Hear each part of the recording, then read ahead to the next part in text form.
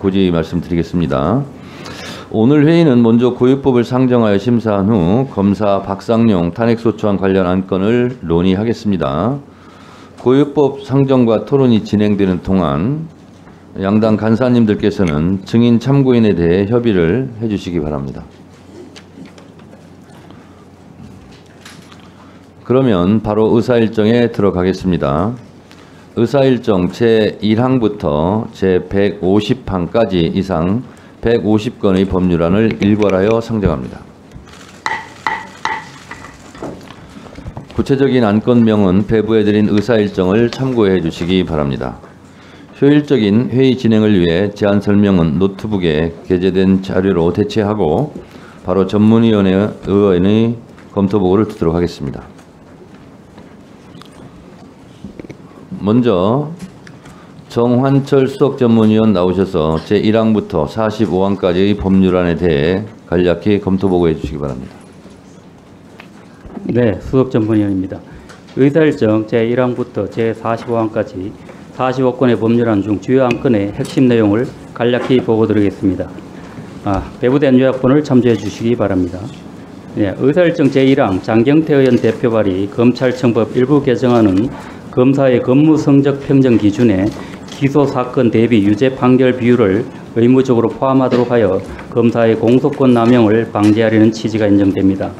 다만 유죄 판결 비율을 의무적으로 반영할 경우 검사가 복무 평정 및 인사에 미칠 영향을 우려하여 객관 의무를 벗어나 유죄 입증에만 치중하거나 유죄 여부가 불확실한 사건의 기소를 기피하는 등 실제적 진실 발견 등의 가치에 미칠 부정적 영향도 함께 논의할 필요가 있다고 보았습니다. 다음 쪽입니다.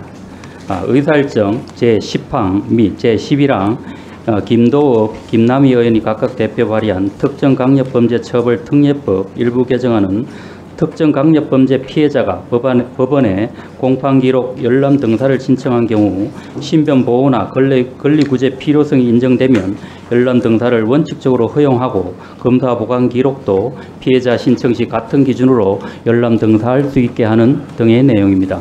개정안은 이 법의 시행일을 공포 후 3개월 또는 6개월이 경과한 날로 하고 있는 바 피해자의 재판기록 열람 등사권 강화에 따른 법원의 업무 부담 가중 및 재판 지연 우려 등을 고려하여 보다 충분한 유예 기간 부여 필요성을 논의할 필요가 있다고 봤습니다. 다음 쪽으로 넘어가겠습니다. 다음 의사일정 제24항 이건태 의원 대표 발의 형법 일부 개정안은 수사기관이 피의자, 피고인의 범죄 혐의를 발견하고도 수사를 하지 않는 경우 범죄 사실이 인정됨에도 불기소하는 경우 등을 법 왜곡죄로 처벌하여 수사기관의 공정한 법 집행을 담보하려는 취지입니다. 다만 검사의 불기소 처분에 대한 처벌은 형사소송법상 기소 편의주와의 관계의 정리가 필요하다는 점 등에 대한 논의가 필요하다고 보았습니다.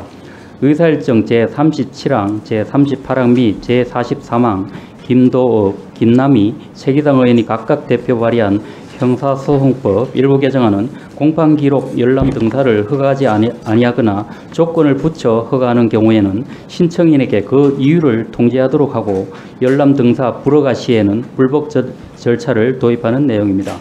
개정안은 피해자의 형사 절차 참여권을 실질적으로 보장하려는 취지를 공감할 수 있으나 재판 지연 우려 등에 대한 관계기관의 의견을 종합적으로 고려하여 논의할 필요가 있다고 보았습니다. 네. 끝으로 정부안입니다.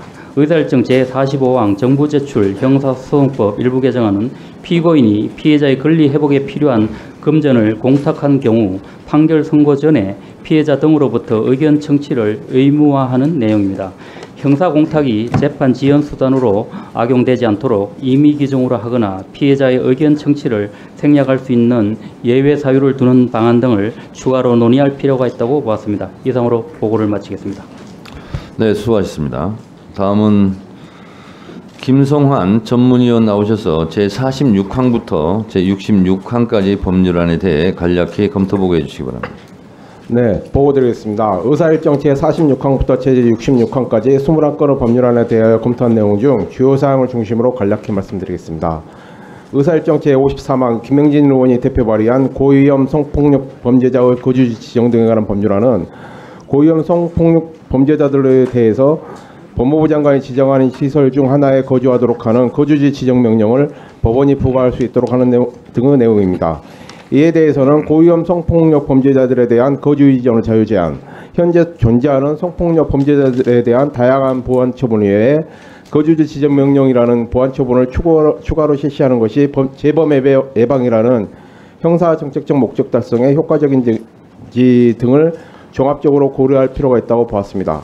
의사일정 제58항 이강일 의원이 대표 발의한 변호사법 일부 개정 법률안은 사무직원의 정의를 구체화하고 공직퇴임 변호사의 수임기간 제한 등을 확대하며 변호사와 사실상 고용관계에 있는 자에 대한 규제를 신설하는 등의 내용입니다. 사무직원에 관한 안 제22조에 대해서는 전문 자격사를 사무직원에서 제외하는 이유가 불분명하고 구체적으로 어떤 종류 자격사를 전문 자격사로 볼지에 대한 별도 정의 규정이 없어서 이를 명확히 할 필요가 있다고 봤습니다.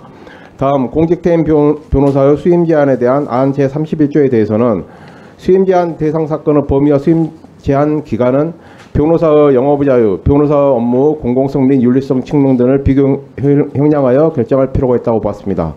마지막으로 사실상 고용관계에 있는 변호사의 고용인에 관련된 안 제34조 및 제35조에 대해서는 사실상 고용관계가 근로기준법상의 근로를 제공하는 형태인지 또는 추상적 지시로서 위임한 경우까지 포함하는 것인지 불분명한 측면이 있다고 보았습니다.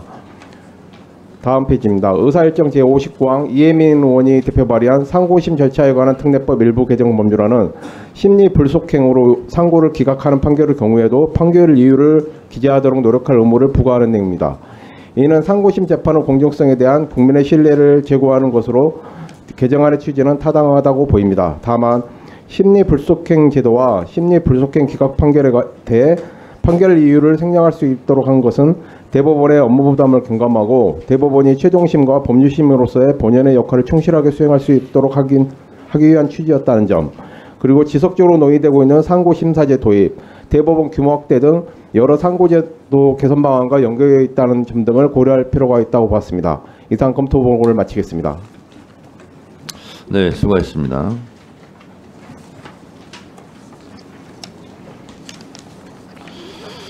다음으로 박동찬 전문위원 나오셔서 제67항부터 제123항까지 그리고 제149항 및 150항의 법률안에 대해 간략히 검토보게 해주시기 바랍니다. 의사일정 제67항에서 제123항, 제149항에서 150항까지 59건의 법률안에 대하여 검토한 내용 중 주요 사항을 중심으로 보고드리겠습니다. 의사일정 제73항 김미영이 대표 발의한 교제폭력 범죄의 처벌 및 피해자 보호 등에 관한 특례 법안은 별도의 법률을 제정하여 교제폭력 특성을 반영한 처벌 절차 및 피해자 보호 조치 등을 마련하려는 것으로 교제공간에서 발생하는 폭행죄 등의 경우 반의서 불벌 조항 적용을 배제하고 교제폭력 범죄의 재발 우려가 있는 경우 접근 금지 등의 잠정 조치를 할 수 있도록 하는 등의 내용입니다. 교제폭력은 행위자와 피해자 간의 관계의 친밀성으로 인하여 재범이나 보복 범죄로 이어질 가능성이 높은데 현행법상 가정폭력처벌법과 스토킹처벌법에 교제폭력이 포섭되지 않으면 접근 금지 등 가해자를 강제할 수 있는 근거가 없어서 피해자 보호 공백이 발생 우려가 있습니다.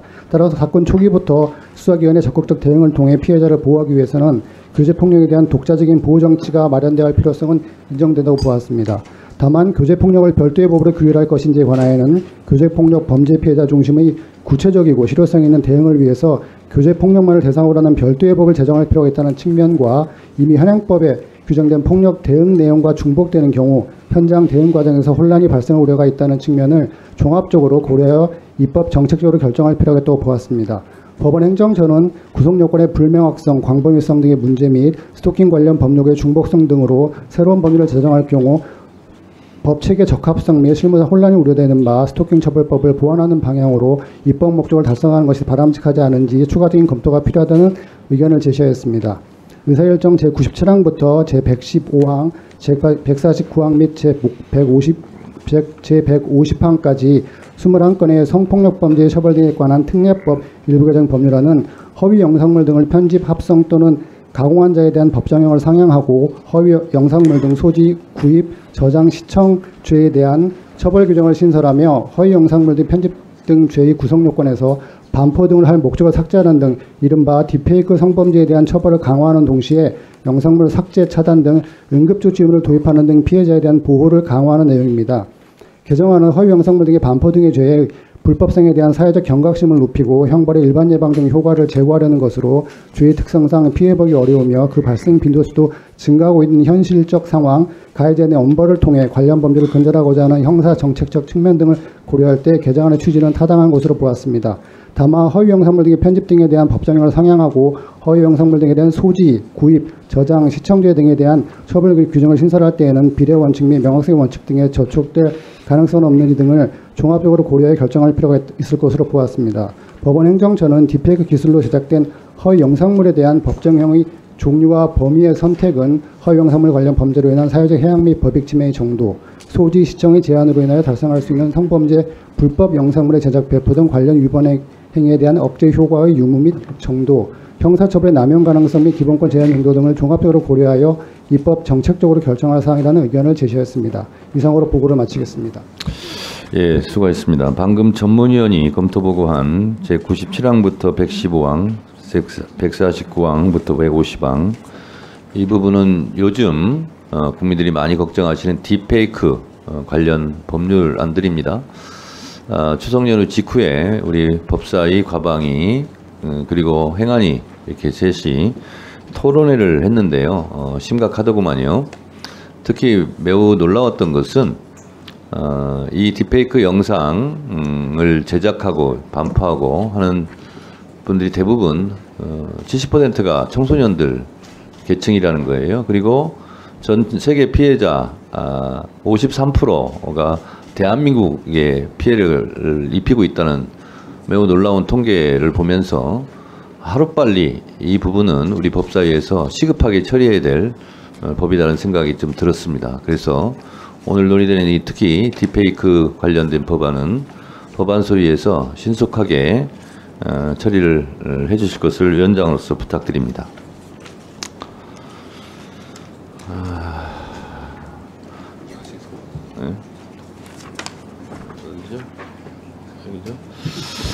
다음으로 이화실 전문위원 나오셔서 124항부터 148항까지 법률안에 대해 간략히 검토 보고해 주시기 바랍니다.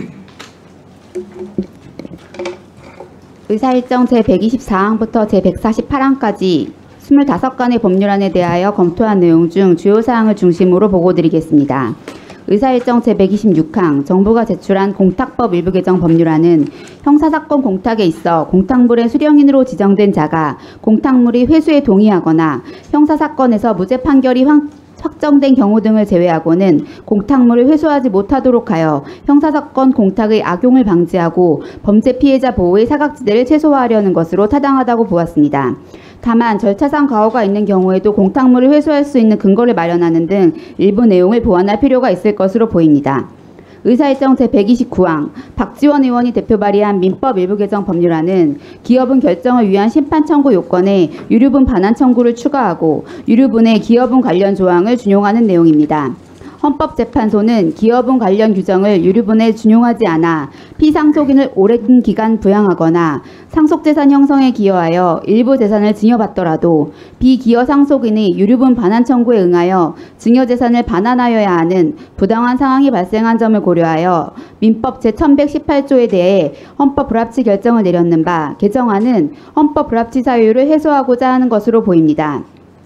다만 헌법재판소 결정의 취지가 기여 상속인이 정당한 대가로 받은 기여분 성격의 증여까지 유류분 반환의 대상이 되어 기여 상속인에게 보상을 하려고 하였던 의사가 부정되는 불합리한 결과를 해결하기 위함임에 비추어 볼 때 다양한 입법 개선 방안을 검토할 필요가 있다고 보았습니다. 4페이지입니다.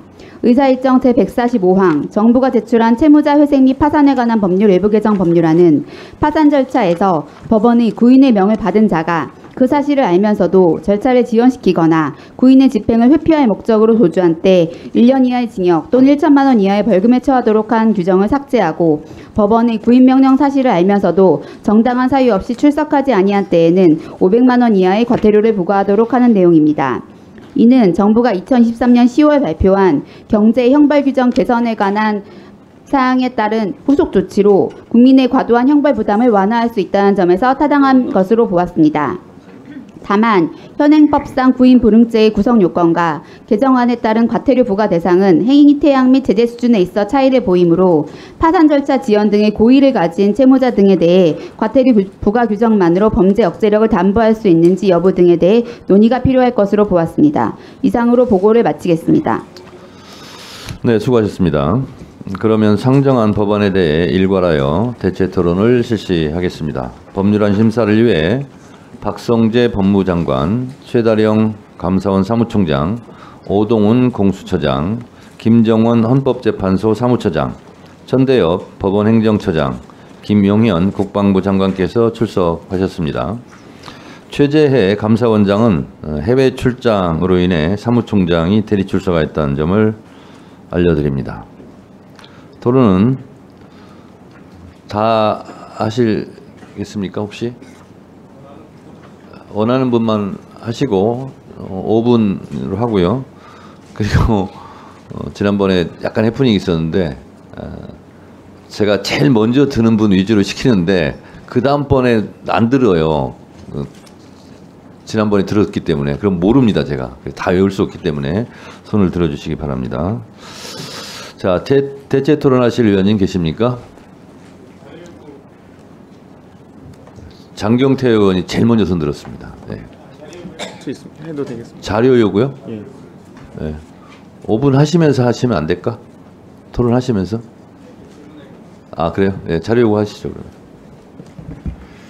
네, 감사원의 감사위원회 회의 자료를 법사 의결로 요청해 주셨으면 좋겠습니다. 열람이 아니라 자료 제출 요구가 반드시 필요하다 보고요.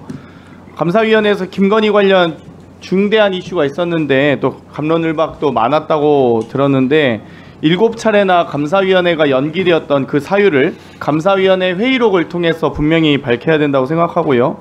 감사원의 현지 실지감사 집행 내역, 또 비용 집행 내역 등도 필요합니다. 또 택시비 5억 이상의 택시비로 논란이 되었었는데 업무 추진비 등의 세부 집행 내역도 필요하다고 보고요. 또 이번에 있었던 박문진 감사위원회 의결이 나와서 박문진에 대한 감사 자료도 나왔습니다. 그렇기 때문에 열람이 아닌 위원회 의결로 자료 제출 요구를 해주실 것을 요청드립니다. 이상입니다. 네, 우리 감사원 사무총장님. 예. 지난번에 전현희 의원도 똑같은 요구를 했고 오늘 장경태 의원도 똑같이 요구를 하는데 언론에도 많이 보도가 됐어요. 감사위원들은 뭐 긴급하게 감사 나가려면 자기 차 없이 택시 타고 갈 수도 있는데 어떻게 택시비가 5억씩이나 드냐. 그래서 그 자료를 제출하라 그랬더니 자료를 제출 안 해요. 안 하는 이유가 혹시 있습니까? 지금 저희가 자료를 준비를 해서 제출해드릴 수 있는 자료를 제출할 수 있도록 그렇게 준비하고 있습니다. 자, 그럼 한 가지 물어보겠습니다. 저희가 위원회 의결로 의결해야 제출하겠습니까? 아니면 의결하지 않아도 그냥 선선히 제출하시겠습니까? 저희들이 제출할 수 있는 자료는 제출할 수 있도록 준비를 하겠습니다. 네. 그러시면 저희가 위원회 의결까지는 하지 않겠습니다. 요청한 자료를 제출하시고 혹시 미진한 게 있으면 또 추가로 요구하고 그래도 안 되면 그때는 의결하도록 그렇게 하도록 하겠습니다. 예. 네. 네, 포함해서 제출해 주세요. 네, 서영기 의원님. 네. 감사원에서 이번에 대통령 관저, 증축, 그리고 리모델링, 증축은 어떻든 불법인데 리모델링 관련해서 21g 등 그 감사를 한 것으로 알고 있고 이게 7번 정도 계속 연기되는 과정 속에서 판사님. 결과를 발표하면서 문제가 있다고 했는데 감사위원들의 제가 잠깐 이거 위원장께 요구할 건데요. 위원장님께 감사위원들의 회의록이 있습니다. 감사위원들의 회의록, 감사 결과가 아니라 그 회의록을 꼭 봐야겠으니까 감사위원들의 그동안 감사 관련한 회의록을 요구합니다. 회의록을 제출해 주십시오.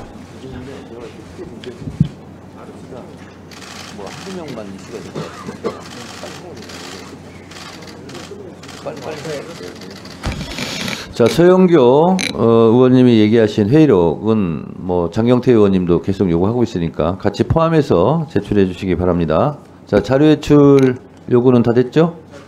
네. 네, 말씀하시죠. 자, 우리 사무총장님. 예. 감사위원회 회의록이 예. 지금까지 공개된 적이 있습니까?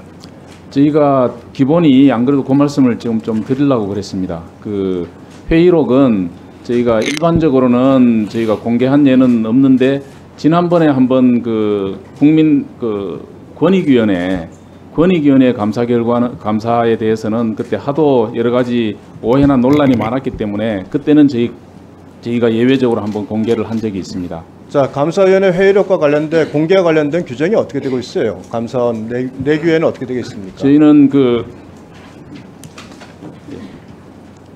회의록 자체는 공개를 안 하는 걸로 우리 내규에 되어 있습니다. 회의록이 공개된다고 하는 것은 그 회의에 참석한 감사위원들의 각각의 의견, 입장 또 여러 가지 그 논란이 되는 것에 대한 본인의 이제 발언 이런 내용들이 전부 공개가 된다고 한다면 예. 사실은 앞으로 감사위원들이 문제가 되는 사안마다 공개가 되는 걸 전제로 말을 하게 될 수밖에 없고 그렇게 된다면 실제로는 감사위원들 간에 충분한 토론과 소신 있는 발언이 나올 수가 없다고 생각을 합니다. 그래서 우리가 이제 인사위원회를 열어서 인사의 어떤 결과가 나왔을 때 인사위원회 발언도 다 비공개를 하고 있거든요. 예. 그래서 이 부분에 대해서는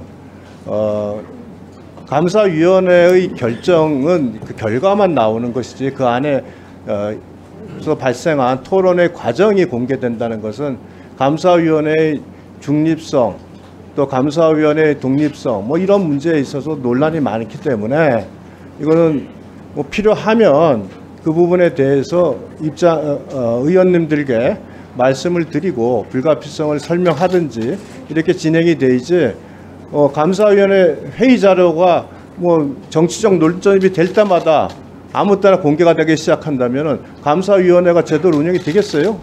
저는 그렇게 생각을 합니다. 그래서 이 부분에 대해서는 그 감사원 사무총장님도 입장을 좀 정확히 밝히셔서 그 대응을 하셔야 된다 이 말씀을 드리겠습니다. 예, 지금 그 위원님께서 말씀하신 것처럼 그동안 저희들 내규에도 이제 의결 결과는 공개하지만 그 논의된 내용, 그 과정, 회의록은 공개를 안 하는 걸로 저희 내규에 돼 있고 또 실제로 그렇게 운영을 해왔습니다. 그래서 아까 이제 장경태 의원님께서 여러 가지 말씀을 한꺼번에 하셨기 때문에 이제 저희가 그 제출해드릴 수 있는 자료는 제출을 하고 또 어려움이 있는 부분에 대해서는 별도로 좀 설명을 드릴 이제 그런 계획으로 있습니다. 네, 알겠습니다. 자료 제출 요구의 건을 가지고 토론하지는 마시고요. 자료 제출 요구만 하시고요. 법안은 토론하시고 그리고 국민의힘 민주당 의원님들이 말씀드린 부분은 위원장이 대략 정리를 해서 말씀드리도록 하겠습니다. 자료 제출 요구하실 분. 일단 자료 제출 요구하고요. 예, 송석준 의원님 자료 제출 요구하세요. 관련해서 우리 박동찬 전문위원님 답변 가능해요? 예. 법률안 검토 보고 내용을 봤어요. 잠깐만요. 예, 지금은 잠깐만요. 예. 자료 제출 요구 먼저 하고 나서 토론은 좀 이따 하시죠. 이게 자료니까 자료. 아니 기관에 자료 제출 요구하는 건을 먼저 말씀하시고 토론에 대한 건 좀 이따 하겠다고요. 아니 이게 지금 저 제안 설명을 할 때 그 기준을 그러면 먼저 그러면 자료 제출 먼저 끝내놓고 합시다. 알겠습니다. 그럼 바로 예. 자료 제출입니까? 네, 서영교 의원님. 네. 우선 그 저희가 회의록을 요구할 때 제가 유상범 의원님께 제가 요구하고 있는데 벌떡 일어나서 위원장님께 가서 이제 말씀을 나누셨어요. 그게 이제 그것 관련한 것 같은데 그다음 바로 말씀을 하시는 걸 보니까 그건 아니고요. 네. 증인 참고인 간사간 협의하라고 그랬어요. 네. 그럼 그건 제가 오해인데, 그러니까 얘기할 때 그렇게 하니까 제가 이제 발언하면서 약간 긴장도 되고 방해도 받게 돼서 제가 그거는 위원장께서 부르셨다면 또 발언할 때 부르셨으니까 또 그거는 조금 불편함을 말씀드리고요. 아니 제가 예, 그래서 저도 오해가 있었고 먼저 불렀어요. 네, 그러니까 발언할 때는 조금 그래 주시면 좋겠다 이런 말씀을 드리고요. 그렇지 않아도 뭐 불가피하면 그럴 수 있는데 제가 뭐 오해를 한 거는 발언하는데 그 발언을 막으려고 했거나 이렇게 생각을 했습니다. 요건 오해니까 그렇게 말씀을 드리고요. 제가 이제 감사원 사무총장께 말씀드릴게요. 저희가 이 회의록이 저희 국회의원들도 소위 회의록 그리고 비밀리에 하던 회의록도 필요하다고 요구된다면 그건 다 공개하게 됩니다. 감사위원들도 마찬가지로 저희가 모든 때에 내놓으라고 하는 게 아닙니다. 이것은 이번 대통령 관저 관련해서 여기에 부정과 부패가 있었고 잘못된 게 있고 거기에 어떤 것들이 증축되고 개축되었는지 어떻게 리모델링이 되었는지 그리고 이런 내용이 여러분이 발표한 게 축소돼서 발표되었다고 보는 거예요. 저희가 이야기하는 것은 매번 감사위원들이 이 부분을 하는 것을 다 내놔라고 하는 게 아닙니다. 그리고 권익위 때도 마찬가지로 내놓듯이 저는 감사위원들이 소신껏 해야 되고 이것은 국민 앞에 내놔도 이것으로 뭐 다른 문제가 생기진 않더라도 이 정보 제공이 제대로 돼야 되는 거예요. 근데 결과 발표에 이게 빠진 것들이 있어요. 저희가 다 이야기를 들었어요. 그래서 이와 관련해서 감사위원들의 회의록을 봐야 되겠다는 겁니다. 그런데 이것을 숨긴다면 뭔가 가리기 위한 것입니다. 그래서 이에 대해서 저희가 국회에서 법사위가 전체회에서 의결을 한다면 이것은 저는 내놔야 된다고 생각합니다. 안 내는 것은 내부 내규일 뿐 이것은 국회 법사위가 요구를 해야 되는 의결로서 요구하는 자료라서 위원장님께 저희가 오늘 의결로서 확실하게 요구해 달라는 말씀을 드리고자 합니다. 네. 회의록이 꼭 필요하니까. 자료 제출 요구와 관련해서는 위원장이 가닥을 잡아서 말씀을 드릴 테니 감사원 참고하시기 바랍니다. 지난번 법무부의 교정본부장이 나와서 해서는 안 되는 발언을 했어요. 무의식의 발로죠. 법원은 출정 기록을 제출해도 공개가 안 돼서 제출했고 국회는 공개가 되기 때문에 제출하지 않았다. 라는 발언을 했어요. 아마 법무부 장관한테도 질책을 받았을 것으로 저는 생각이 됩니다. 오늘 감사원 사무총장도 해서는 안 되는 발언을 하신 거예요. 실언을 하신 거예요. 하도 논란이 돼서 공개가 되었습니다. 이렇게 얘기를 했어요. 아니 비공개를 고수할 거면 하도 논란이 되든 하도 더 논란이 되든 비공개를 하는 게 맞는데 하도 논란이 돼서 공개가 됐습니다. 그러면 이 부분도 하도 논란이 되도록 논란이 만들면 그럼 공개하실 겁니까? 그런 답변이 어디 있어요? 그렇게 답변하시면 안 되는 거고요. 공개할 거면 공개하고 비공개할 거면 비공개하는 겁니다.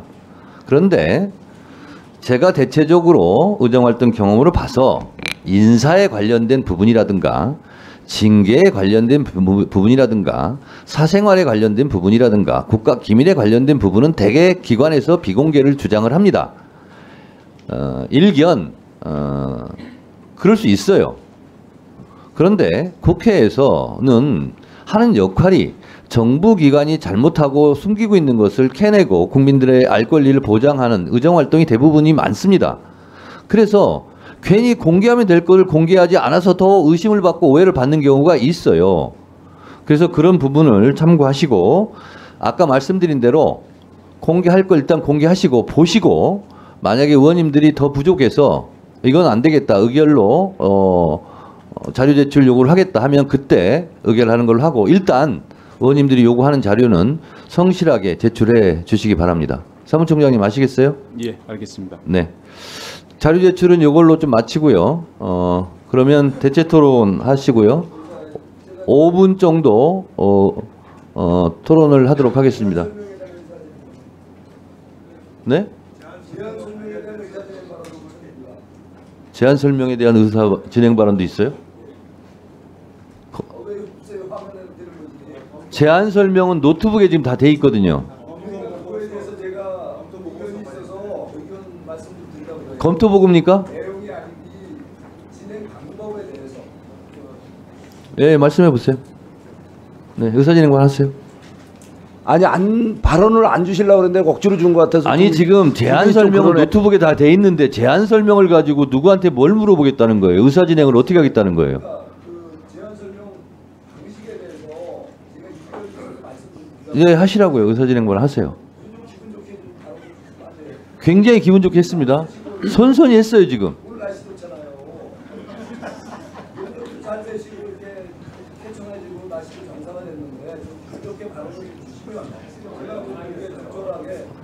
아니 송석준 의원님 얼굴 날씨가 별로 안 좋구만요. 저는 좋습니다. 발언하세요 빨리. 시간 가니까. 그 박동찬 우리 전문위원님, 67항부터 150항에 대해서 제안 설명 우리 법률안 검토 보고를 하셨죠? 예. 근데 이게 보니까 그 주요 항목을 몇 개를 찝어서 이렇게 발표를 했어요, 그죠? 그런데 이게 어떤 기준으로 이렇게 항목을 짜서 검토 보고안을 작성합니까? 의사진행 발언은 위원장한테 하세요. 그래요? 네, 그러면 네, 제가 받아서 다 할 테니까 저한테 하세요. 위원장님, 저는 이 안건 중에 지금 좀 전에도 많은 의원님들이 감사원과 관련해서 이렇게 뭐 자료 제출 요구도 있고 여러 가지 문제 제기가 할 정도로 감사원의 요즘 감사 또 여러 가지 그 논란이 있고 한데 지금 이렇게 중요한 그 감사원법이 또 개정안으로 올라와서 안건 70호, 71호에 이렇게 안건으로 올라와 있지 않습니까? 예, 굉장히 중요한 법안이 올라와 있고 내용 자체도 굉장히 심각할 정도로 내용 문제가 많이 있는데 이 안건에 대한 그 주요 안건 그 검토 보고에 빠졌다는 얘기예요. 이게 혹시 위원장님께서 이거 빼라고 하신 건가요? 예, 그거 좀 해명해 주시고요. 굉장히 중요하고 심각한 내용들이 들어간 이 감사원법이 이 안건의 내용에 제가 좀 이따 이제 대체 토론에서 말씀드리겠지만 이런 중요한 안건 보고에 그 검토 보고에 들어가 줘야죠. 그래야 국민들께서 이런 이 법안이 이렇게 중요한 법안이 굉장히 심각한 내용을 갖고 있구나. 그거에 대해서 적절한 지적을 해주셔야 이제 우리 동료 의원님들이나 또는 소위위원회 참여하지 못하는 의원님들께서도 오늘 대체 토론을 통해서 충분히 지금 이번에 안건으로 올라온 감사원법이 갖고 있는 문제에 대해서 지적도 하고 이거에 대해서 국민들에게 알릴 수 있는 기회가 오는 거 아니겠습니까? 위원장님 자꾸 딴짓하지 마시고요. 위원장님 제가 뭐라 그러면 또 딴짓하시고 또 제가 이렇게 뭐라고 얘기하면 또 왜 본인 보고 해라 그러고 자꾸 그러지 마시고 제가 이렇게 위원장님께 질문을 드리니까 좀 성실히 들으시고 제가 이 검토 보고 내용은 안건 중에서도 중요한 안건 특히 이슈가 될 만한 것들에 대해서는 우리 전문위원들이 정말 성의 있게 제대로 검토 보고해서 국민들께 소상히 또 우리 같이 보는 자리에서 동료 의원들께 보고를 해주시고 거기에 대해서 우리가 진지한 대체 토론이 이루어질 수 있도록 좀 잘 좀 이렇게 의사진행 좀 해주세요. 제가 또 정중하게 그 의원장님께 요청드립니다. 네, 송석준 의원님의 의사진행 발언에 대해서 답변 드리도록 하겠습니다. 전문위원들이 검토 보고서는 이건 요약본입니다. 요약본이고요. 요약본 중에서도 너무 길면 건너뛰기도 하고 이렇게 합니다. 그래서 이거는 의원님들이 서류로 검토해 보시면 되고 이 요약 보고서의 원본은 컴퓨터 안에 있습니다. 제가 그래서 컴퓨터 자료를 참고하시라고 하는 거예요. 여기 보시면 이런 의사진행할 필요가 없습니다. 그래서 미리 말씀드리지만 검토 보고서 제안 설명 이런 것은 노트북에 다 게재되어 있으니 참고하세요. 그리고 이 검토 보고서는 요약본이라는 점을 말씀드리고 요약본 중에서도 이게 너무 두꺼우면 가끔 가다가 건너뛰는 것도 있고 그것을 위원장이 빼라고 지시했겠습니까? 이런 비상식적인 의사진행발을 하지 마시고요. 그리고 여기 있는 대로 다 읽을 수 있어요. 요약보고서를. 그리고 또 어떤 분이 또 그럴 수 있어요. 이 요약본을 읽지 말고 노트북에 있는 원본을 다 읽어라. 이렇게 할 수 있습니다. 그러다 보면 회의를 원활하게 진행하기가 어려운 측면이 있습니다. 그래서 이런 부분은 여러분들께서 회의에 들어오시기 전에 미리미리 노트북을 보시고 공부하시고 검토하시고 그렇게 하시면 좀 회의를 원활하게 진행하지 않을까 그렇게 생각이 됩니다. 참고해 주시기 바랍니다. 회장님, 제가 말씀드렸잖아요. 중요한 법안은 그 요약본엔 당연히 들어가야죠. 그거를 제 지원 발언권 얻고 얘기하세요. 내용이 없다. 발언권 얻고 얘기하세요. 그건 수정하면 안 주실 거 아니에요. 네. 자, 대체 토론하시기 바랍니다. 제가 말씀드린 걸 왜곡하지 마시고 그거 좀 지적을 해주세요. 좀 미리미리 사전에 읽고 준비 좀 하고 오세요. 네. 해달라는 것이 기본 아닙니까? 자, 대체 토론하실 분 손 들어주세요. 박은정 의원님 대체 토론해 주세요. 네, 그 의사일정 제3항 4항 공수처법 개정안 관련해서 대체 토론하겠습니다. 오동훈 공수처장님께 질의하겠습니다. 공수처장님 PPT 띄워주세요. 지금 김건희 여사와 관련된 고발이 공수처로 접수된 건이 몇 건이나 되는지 아시나요? 지금 정확하게는 지금 말씀드리기가 좀 곤란합니다. 모르고 계시는 건가요? 사건이 좀 많기 때문에 사건이 많습니다. PPT 띄워주세요. 그 코바나 컨텐츠 뇌물성 협상 사건, 삼성전자가 시세보다 싸게 아크로비스타 아파트를 뇌물성 전세 계약해준 건, 명품백 받은 알선 수재 건, 임성근 사단장 구명 로비 의혹 건 등 이게 제가 알고 있는 것만 해도 이렇게 많습니다. 검찰은 김건희 이름만 나와도 조사도 제대로 못하고 벌벌 떨고 있고, 김건희 여사의 도이치모터스 주가 조작 혐의는 전주, 선모시보다 훨씬 더 가담 정도가 중하고 수십억 원의 이익을 봤다는 검찰 보고서도 있는데도 불구하고 기소하지 않고 있습니다. 국민들은 지금 검찰이 국민을 위한 검찰이 아니라 대통령과 김건희 여사를 위한 검찰이라고 생각하고 있습니다. 거의 포기 상태거든요. 이럴 때 공수처라도 그 기능을 충실히 해주어야 하는 것 같습니다. 맞습니까? 네, 그리 생각합니다. 최근 뉴스 보시면 아시겠지만 더 큰 문제가 수면 위로 올라와 있습니다. 김영선 전 국민의힘 의원과 명태균 씨가 김건희 여사와 대통령에게 로비해서 지난 보궐선거에서 공천을 받고 최근 총선에서도 지역구를 옮겨 공천을 해줄 것을 요구하는 녹취와 증거들이 나오고 있습니다. 명태균 씨가 여사가 직접 전화 왔어. 내가 대통령 전화한 거 아나? 이렇게 직접 이야기한 녹취가 나왔습니다. 김종인, 이준석 이런 분들이 진짜 김영선 의원이 후보 로비를 하고 다녔다고 증명까지 해주고 있습니다. 지금 보시면 녹취 그 대화 내용입니다. 선거법이면 공수처가 수사할 권한이 없죠, 공수처장님. 네. 그러나 이것은 정치자금법에 해당하는 문제라서 혜택을 받은 사람이 김영선 의원이고 혜택을 준 사람이 김건희 여사라면 명태균이 중간에서 통화하고 조율했지만 그 돈이 어디로 흘러갔을지 수사를 해야 된다고 생각합니다. 그런데 다음 거 보여주세요. 처장님, 공수처는 공직자와 가족이 정치자금법 혐의가 있으면 수사하게 되어 있죠. 정치자금법 위반은 수사 대상입니다. 그리고 다른 수사기관이 다음 거 보여주세요. 범죄를 수사한 과정에서 고위공직자 범죄 등을 인지한 경우 그 사실을 공수처에 즉시 통보하도록 되어 있습니다. 검찰에서 김영선 의원의 수상한 돈 거래에 대해서 통보받은 거 있으십니까? 지금 통지받은 바가 없는 것으로 알고 있습니다. 정황상 명태균이 여론조사 전문가라고 하는데 윤석열, 김건희에게 유리한 여론조사를 해주고 돈은 김영선 의원이 줬을 가능성을 배제하기 어려운데요. 이게 지난 보궐선거부터 수사가 필요한 게 아니라 이준석 당대표 선거, 윤석열 대선까지 명태균이 한 모든 여론조사와 통화에 대해서 수사할 필요성이 있다고 생각합니다.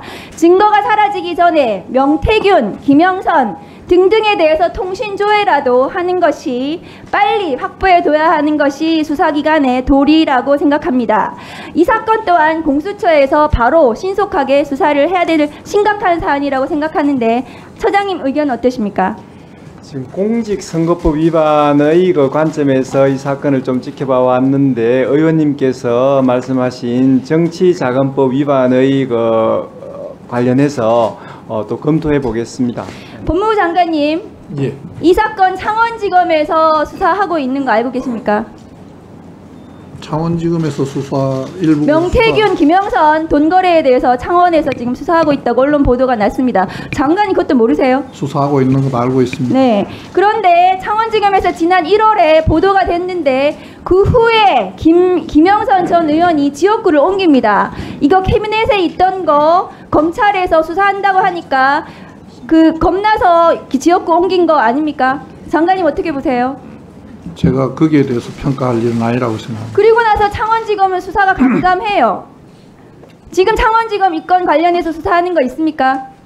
지금 의원님께서 말씀하시는 것은 두 개의 사건을 정치자금법 한꺼번에 위반이요. 모아놓고 6천만 원 말씀하시는데 오갔다는 거거든요. 그 이전의 부분은 지금 말씀하시는 그 이전의 부분은 수사 진행 중에 있는 것으로 알고 있습니다. 제대로 수사하고 명태균 씨에 대해서 핸드폰 압수수색하고 대통령실 김건희 여사 수사해야 된다고 생각합니다. 수사팀에서 적절한 수사를 할 것으로 알고 있습니다. 네, 알겠습니다. 잠깐 대체 토론 중입니다만 위원장이 아까 자료 공개를 의원님들이 하도 열성적으로 해주셔서 몇 가지 좀 확인 좀 하겠습니다. 그 총장님, 감사원 사무처리 규칙 67조 감사 결과의 공개 보면 비공개하기로 의결했을 때만 공개하지 않는 걸로 되어 있거든요. 지금 공개하지 않으려고 하는 것이 비공개하기로 의결했습니까? 아직 확인이 안 되죠?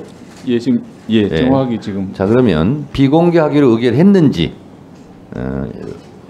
그래서 회의는 비공개인데 회의록 지금 공개. 위원장님께서 말씀하시는 부분이 네. 저희가 비공개 비공개를 의결을 했을 때 안 한다는 부분은 감사 내용에 대한 얘기입니다. 예. 지금 말씀하시는 거는 회의록을 그러니까요.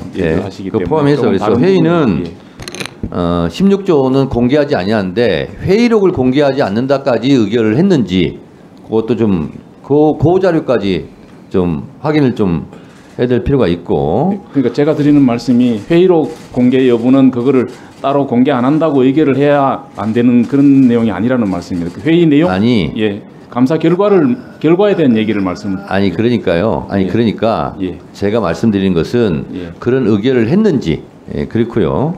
그 다음에 의결을 했어도 공익상 필요한 거는 공개해야 된다 하는 규칙이 또 있죠. 그래서 그런 것까지 다 포함해서 제출해 주시기 바랍니다. 자, 그 다음 토론하실 분 누가 제일 먼저 들었는지 확인이 안 되는데. 그래요? 장동혁 의원님 하세요. 예, 24항 형법 일부 개정 법률안에 대해서 말씀드리겠습니다. 여기 지금 24항이 검사, 사법, 경찰관, 기타 수사 업무에 종사하는 자가 수사 공소, 공소유지, 형집행 등에 관한 직무를 수행함에 있어서 다음 각 호에 해당 행위를 한 때는 처벌한다 이렇게 돼 있는데요. 우선은 범죄 혐의를 발견하고도 수사를 하지 아니한 경우 이것은 직무유기든 다른 범죄 구성 요건에 해당할 수 있기 때문에 이런 별도의 처벌 조항이 필요한지 의문이고요. 두 번째, 범죄 사실이 인정됨에도 기소를 하지 아니한 경우 이 부분과 관련해서는 우리가 기소 편의주의를 취하고 있고 또 범죄 혐의가 인정된다 하더라도 그 경중을 따져서 크게 범죄가 무겁지 않고 당사자가 그러니까 피의자가 반성하고 있다든지 여러 사정들을 고려해서 기소유예 처분을 하고 기소를 하지 않을 수 있도록 되어 있는데 그 부분과의 관계를 어떻게 할 것인지의 문제가 남는 것 같고요.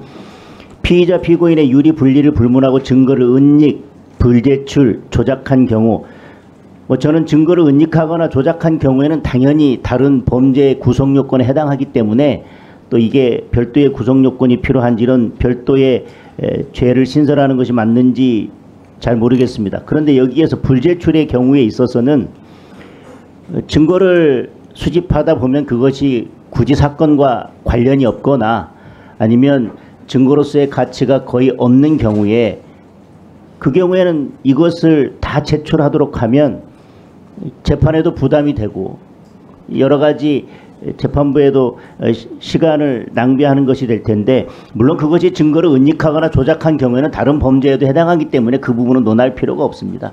다만 굳이 제출할 필요가 없는 모든 증거에 대해서 유불리를 따지지 않고 모두 제출하도록 하는 것이 과연 필요한지 잘 모르겠습니다.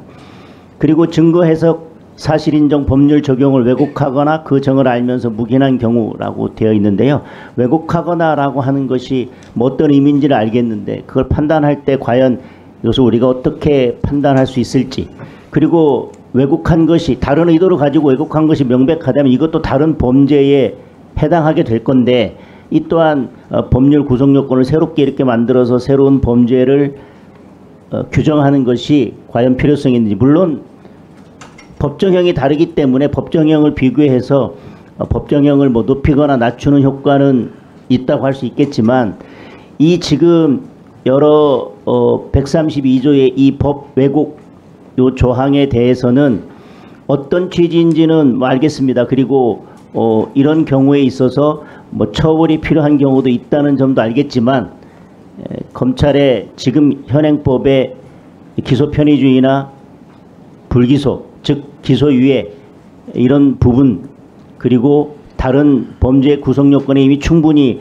해당될 수 있음에도 불구하고 새롭게 법조항을 신설할 필요가 있는지, 그리고 증거의 불제출의 경우에 결국은 모든 증거에 대해서 증거로서의 사건과의 관련성이나 증거 가치를 따지지 않고 사실상 모두 제출하도록 의무화하는 것이나 마찬가지인데, 과연 그럴 필요성이 있는지에 대해서 좀 신중하게 검토할 필요가 있다는 생각입니다. 이에 대해서 법무부 장관님의 의견은 어떠신가요?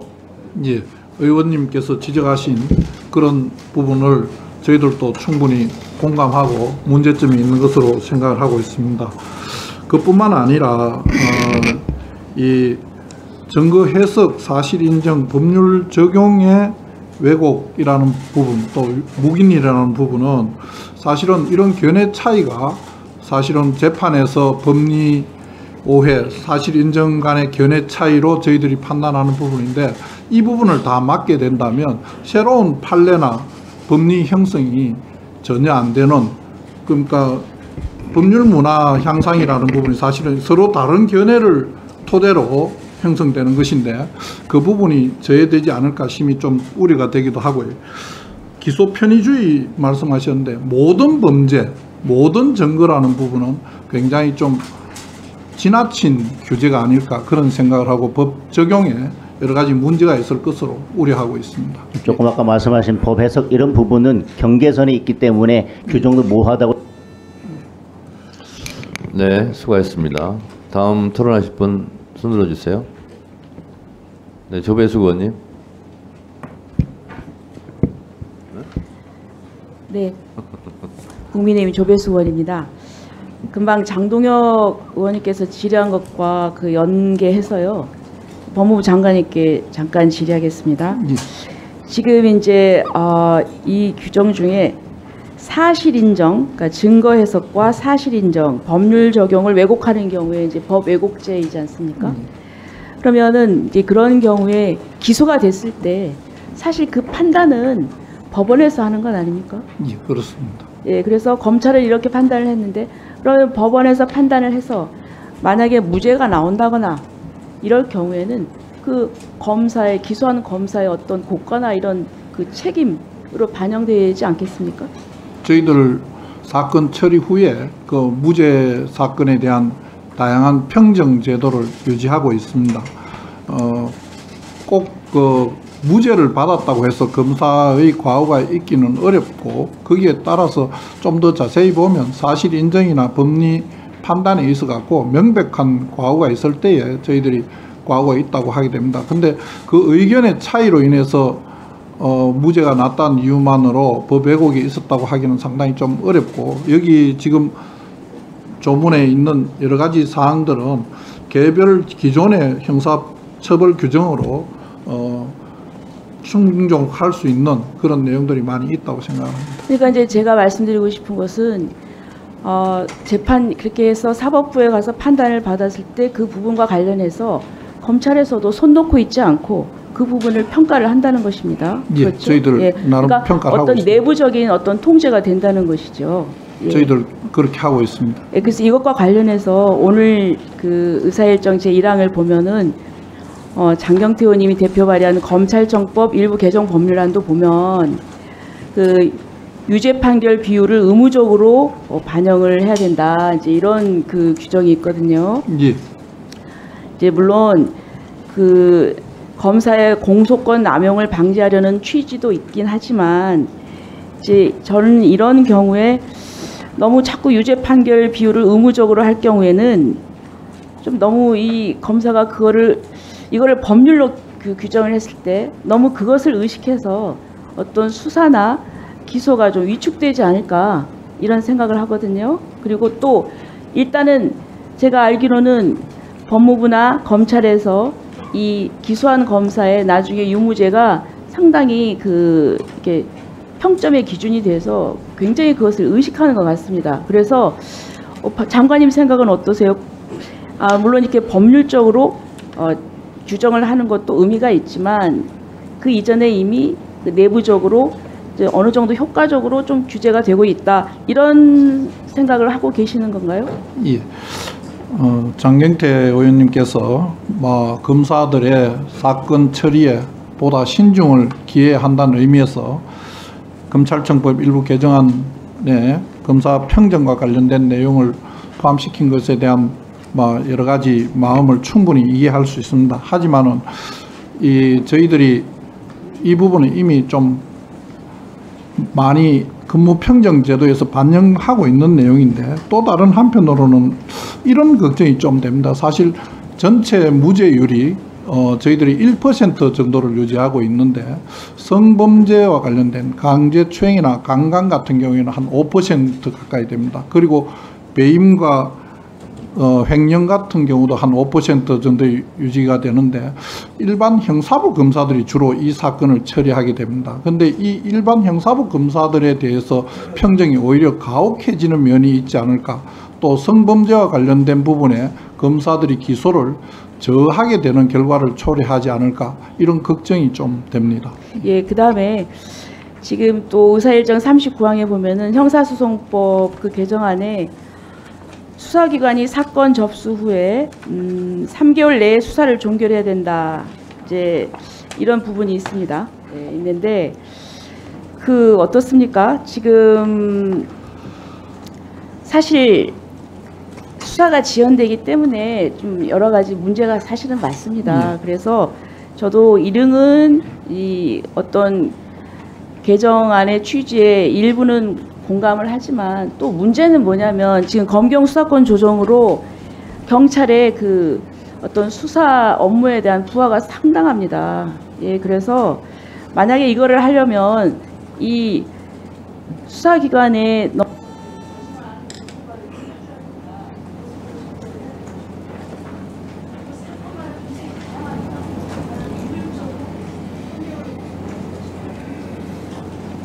예.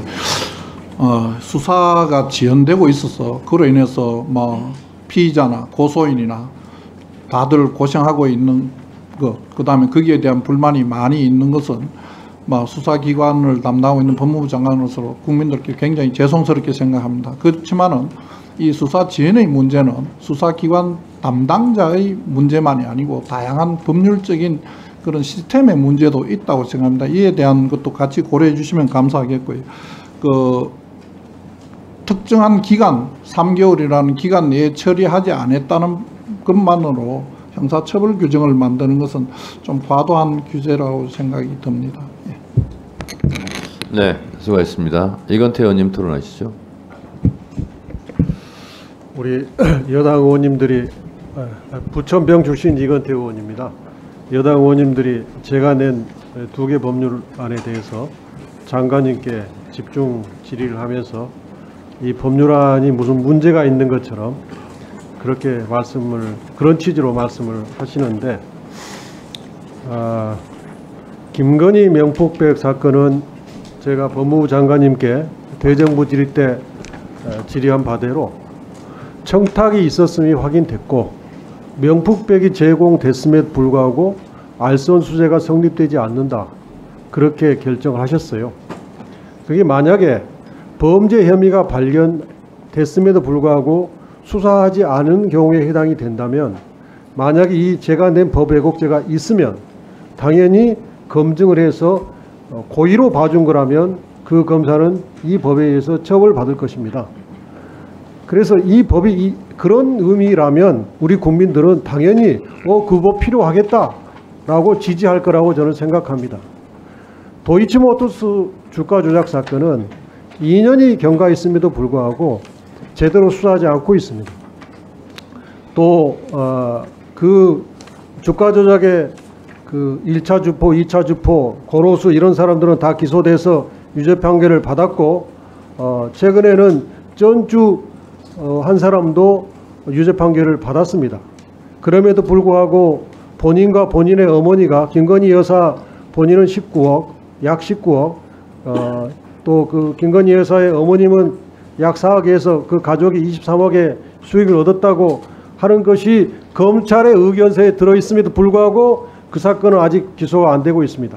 만약에 이것이 저희 법 왜곡죄가, 제가 낸 법 왜곡죄가 있었으면 범죄 사실이 인정됨에도 기소하지 아니한 경우에 해당이 된다면 이 죄명에 의해서 검증돼서 거기에 해당되면 그 검사가 처벌될 것입니다.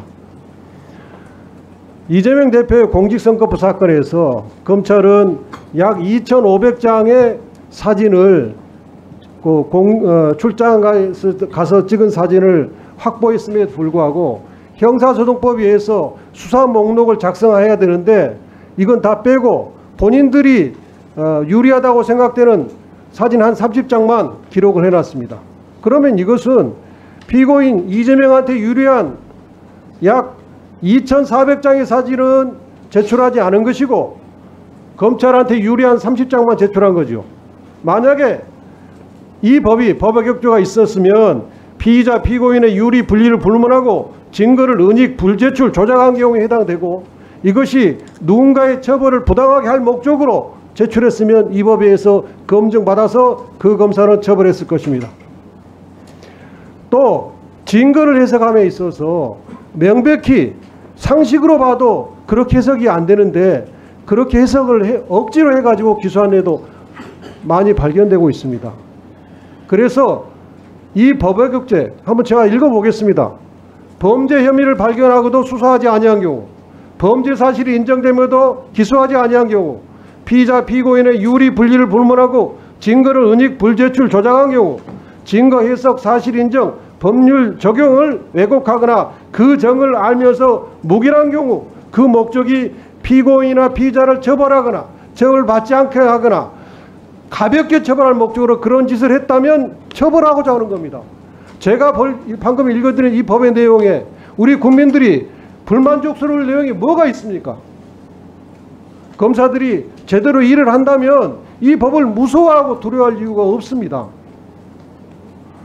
뭐 제가 장관님께 물어봐야 장관님은 또 여당 의원님들의 취지에 맞게끔 대답하실 거이기 때문에 묻지 않겠습니다. 최근에 장관님께 하나 물어보겠습니다. 조선일보에 9월 20일 날 박정원 컬럼 윤 대통령은 보수인가라는 컬럼이 실렸습니다. 여기에 윤 대통령에 가장 부합되는 언론이라고 저는 판단되는 이 조선일보 이런 내용이 실렸어요. 김 여사 이슈는 보수의 마지막 보루인 법치의 가치마저 흔들고 있다. 왜 대통령 부인의 명품백을 받아도 처벌을 받지 않는지, 주가 조작 의혹으로 고발돼도 4년 넘게 수사가 뭉개지는지, 검찰은 소환돼도 경호처 부속 건물에서 특혜성 조사를 받는지 설명에 궁색해지는 것이 사실이다. 사안을 앞세워 법적 공정성을 흔들고 있다. 장관님, 예. 검찰총장의 수사 지휘권 발동해서 명품백 사건, 도이치모터스 주가 조작 사건 기소하라고 하실 의향이 있으십니까? 제가 기소 여부를 지휘하는 것은 적정하지 않다고 생각을 하고 검찰에서 정부와 법리에 따라서 처리할 것으로 알고 있습니다. 네, 장관님 그런데 예. 잠깐만요. 국민들도 이제 이 방송을 다 지켜보고 계실 텐데 사실은 이원석 전 검찰총장이 뭐 특혜도 없다, 뭐 성역도 없다 다 얘기했는데 결국 검찰총장이 사과를 했어요. 자기가 한 말을 지키지 못했다. 사과를 한 사안이거든요.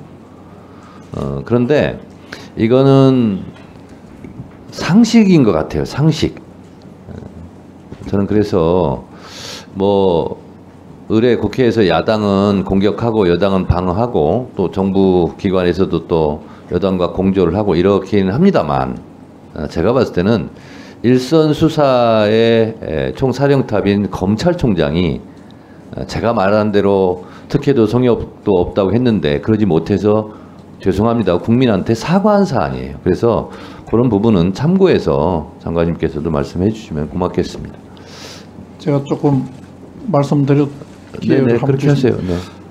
지난번 상임위 때 저보고 검찰총장이 그 당시에 사과를 하고 난 뒤에 어떤 의원님께서 질의를 하셨습니다. 그때 제가 말씀드린 게 검찰총장이 보고를 못 받은 부분에 대해서는 제가 알지를 못하지만 수사 절차 진행과 관련돼서는 규정에 따라서 한 것이므로 거기에 대해서 사과를 검찰총장이 한 이유를 저는 잘 모르겠다고 말씀드렸습니다. 그 내용에 지금도 똑같은 입장입니다. 네, 네. 하여튼 뭐 참고하세요. 자, 또 토론하실 분 서영기 의원님.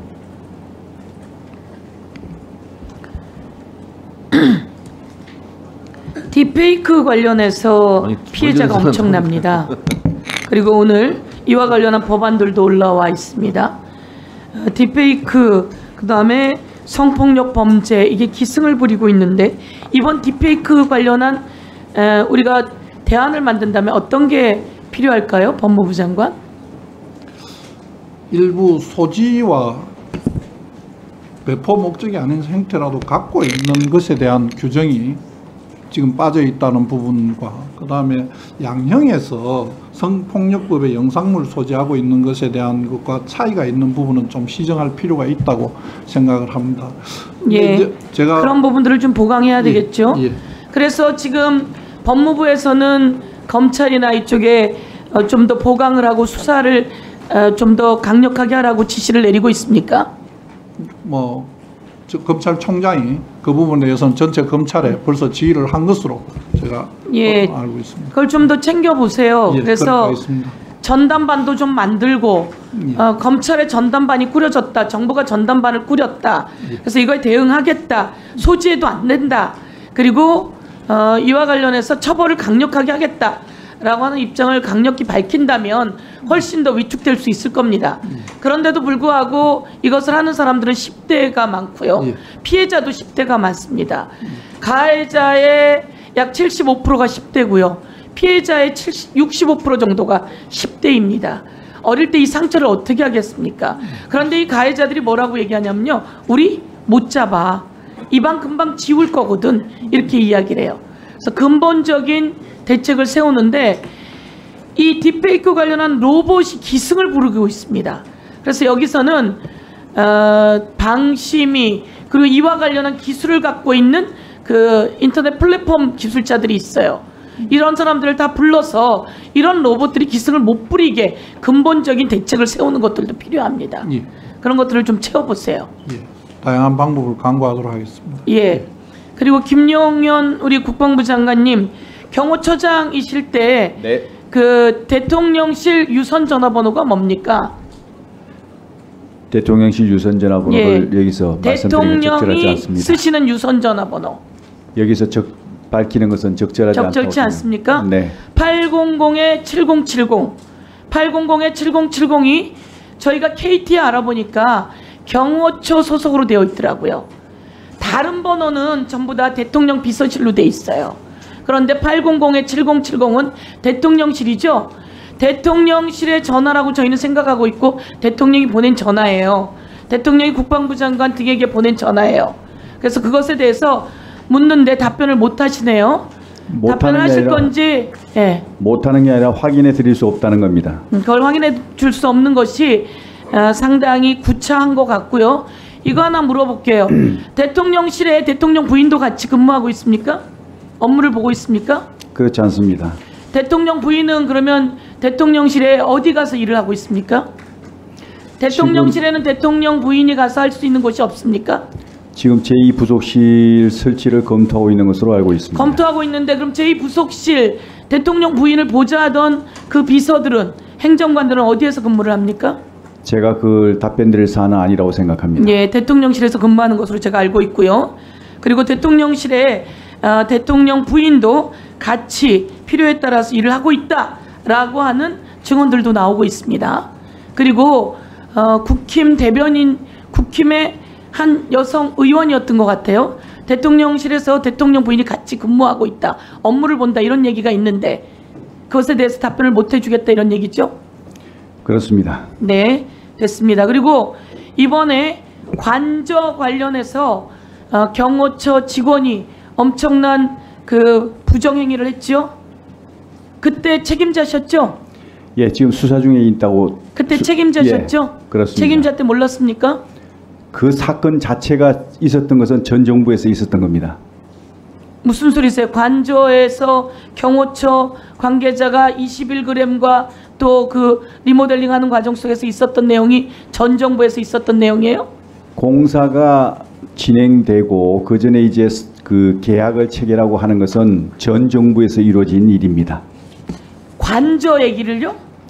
아니요, 용산 청사에 대한 아니, 관저 말하는 거예요. 관저. 관저 그 부분에 대해서는 예. 추가적으로 제가 이건 확인하겠습니다. 시점이 언제인지는 제가 정확히 확인을 못하고 있습니다. 확인해 보겠습니다. 네. 대통령실 전화번호 관련해서 제가 추가적으로 답변 드릴 기회를 주시겠습니까? 장관님, 그건 위원장한테 묻는 겁니다. 네, 죄송합니다. 말씀하세요. 네. 그 대통령실 전화번호는 국가 보안사항입니다. 이것은 저희만 그런 게 아니고요. 미국, 영국 등 모든 대부분의 나라들이 국가 보안상으로 비공개를 하고 있습니다. 그 이유는 이런 어떤 전화번호가 공개됐을 때는 바로 도감청의 위험이 생기는 것이고 또 스미싱을 포함해서 각종 범죄 사기에 이용될 수가 있는 겁니다. 그리고 테러의 위험도 생기는 것이고요. 그래서 모든 국가들이 이렇게 보안 사항으로 해서 비공개를 하고 있는 겁니다. 이런 사항들에 대해서는 그 참 우리 의원님들께서도 양해를 좀 부탁드립니다. 이상입니다. 국방부 장관님, 네. 그 국회 운영위 하실 때 내용을 모르시는 것 같은데요. 운영위 할 때 어떤 게 다 공개되고 폭로가 됐냐면 대통령실 전화번호가 다 나와 있다고, 공개가 됐다고. 그것이 운영위에서 이미 다 한번 공개되고 폭로가 된 적이 있어요. 그래서 지금 하시는 말씀은 좀 모르시고 하시는 말씀 같습니다. 그리고요, 그 관저 얘기를 하는데 지난 정부 때 이루어진 일이다. 시절은 그럴 수 있죠. 인수위 시절까지는 문재인 정부니까. 근데 그 시기는 그럴 수 있는데, 아니 윤석열 대통령 김건희 여사 들어갈 관저를 지난 정부 때 일어난 일이라고 말씀하시면 그럼 국민들이 좀 이해를 하시겠습니까? 답변 드려도 되겠습니까? 답변을 안 하시는 게 좋을 것 같습니다. 왜냐하면 지금 윤석열 김건희 여사 들어갈 관저를 얘기하고 있는데 지난 정부 때 일어난 겁니다. 그러면 도대체 뭐예요, 이건? 왜 그렇게 말씀하셨어요? 제가 답변 드리겠습니다. 그러면 우선 먼저 그 대통령실 전화번호가 공개됐다고 말씀하시는 것은 위원장님께 저는 인정하지 않습니다. 왜냐하면 이게 공개된 게 아니고요. 국회하고 업무 협조를 위해서 저희들이 그 전화번호를 알려드린 것인데 이것이 공개된 것처럼 생각하고 또 마치 공개된 자리에서 이렇게 공개를 하는 그 자체가 잘못된 겁니다. 이것은 업무 협조를 위해서 일부 관계된 분들에게 업무 협의를 위해서 제공된 것인데 이것을 공개하고 여러 군데 공개된 자리에서 하는 이 자체가 잘못된 것이죠. 그래서 그런 것은 바람직하지 않다. 저는 그렇게 생각하고요. 두 번째 제가 말씀드린 그 문제는 그 대통령실이 이전한 것이 이제 3월 말부터 이렇게 시작됐지 않습니까? 저희 정부는 5월 10일 날 이제 그 대통령실이 이제 새로 용산으로 들어갔습니다. 그 들어가는 과정에서 이루어진 모든 공사나 그 다음에 이제 사업체에 대한 거기에 대한 어떤 그 계약이나 이런 것들은 전 정부에서 다 이루어진 겁니다. 그래서 그런 어떤 것들에 대해서 제가 말씀드리는 알겠습니다. 것인데 알겠습니다. 예. 그것을 오해하시면 안 될 것 같습니다. 네.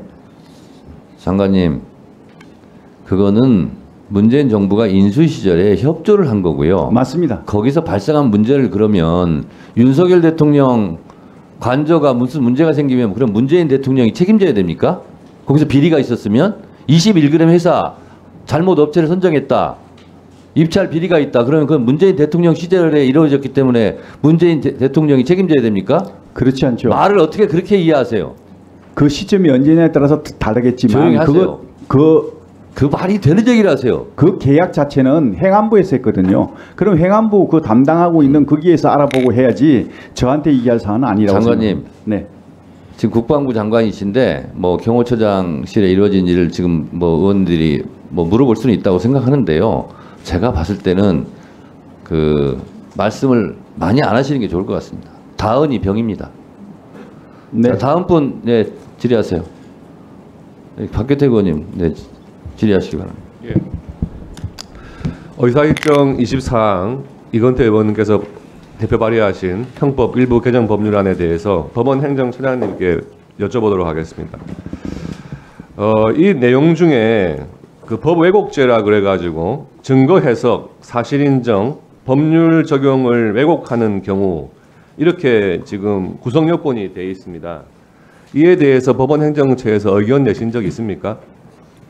저희 법원에서는 이제 결국 말씀해 주신 여러 부분들이 모두 이제 구성 요건의 명확성 문제로 좀 귀결될 것 같다. 그런 면에서 소위에서 조금 상세하게 검토가 될 필요가 있다. 이런 취지로 답한 것으로 알고 있습니다. 오늘 결론은 아마 일소의 회부가 될 텐데 지난번에도 그런 일이 있었습니다만은 논란이 많은 법에 대해서 원래 일소위에서 찬반이 엇갈릴 경우에는 법안 통과가 잘 안 됐었는데 지난번 보니까 여당 의원들이 퇴장한 상태에서 그냥 표결로 처리를 한 적이 있더라고요. 저는 일소위가 아니니까 오늘 자리가 아니면은 사실 이에 대한 의견을 뭐 말씀드릴 기회도 없는 것 같아요. 근데 원래 이 법이 이재명 당대표가 지금 기소되고 재판받고 하니까 이재명 대표의 사법 리스크에 대한 방탄국회를 위해 가지고 수사기관 무고죄, 법 왜곡죄 이렇게 해가지고 지금 발의된 법안 아닙니까?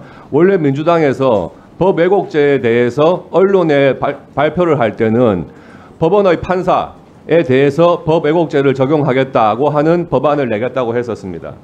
그래서 지금 이 구성 요건에 보면 증거 해석, 사실 인정, 법률 적용 이거는 판사가 하는 거죠. 그에 대해서 이런 구성 요건이 지금 들어가 있는 상태인 겁니다. 그러니까 이재명 당대표를 기소한 검사 그리고 그에 대해서 유죄 선고를 할 판사에 대해서 형법에다가 이런 처벌 조항을 넣어가지고 법원과 검찰을 겁박하겠다 하는 취지로 만든 법들이에요. 일소위에 들어가시게 되면 뭐 법원의 의견을 말씀하실 기회가 있겠지만 증거 해석, 사실 인정, 법률 적용을 왜곡했다. 이걸 과연 누가 판단하겠습니까? 이거는 결국에는 검사가 기소를 하고 법원에서 재판을 했는데 만약에 무죄가 났다. 무죄가 났을 경우에는 그 검사를 처벌하겠다. 이런 조항 아니겠습니까? 그리고 1심에서 유죄가 났는데 항소심에서 무죄가 났다. 그러면 만약에 여기에 법원에 판사가 포함되어 있는 경우 같으면 그런 경우에 법률 적용을 왜곡한 것이라 해가지고 처벌하겠다는 것이겠죠. 우리나라의 사법체계 그리고 검찰의 수사와 기소권을 완전히 무력화시키는 그런 처벌 조항을 새로 넣겠다는 겁니다. 형법에서는 도저히 들어올 수가 없는 법안인데 이런 법안이 버젓이 지금도 일소위 회부돼가지고 혹시라도 통과될까 봐 말씀을 드리는 겁니다. 이에 대해서 법원 행정처장께서 보시기에 과연 이러한 것이 형법의 처벌 조항으로 들어올 수 있는 성격인지 그리고 향후에 혹시라도 통과가 됐을 때 어떤 우려가 있는지 말씀해 주시기 바랍니다. 예, 말씀드린 것처럼 소위에 들어가게 되면은 구성요건 명확성 관점에서 저희들의 의견을 조금 더 종합적으로 제시할 수 있을 것 같습니다. 그렇게 하도록 하겠습니다. 예, 이상입니다. 네, 수고하셨습니다. 김영민 의원님.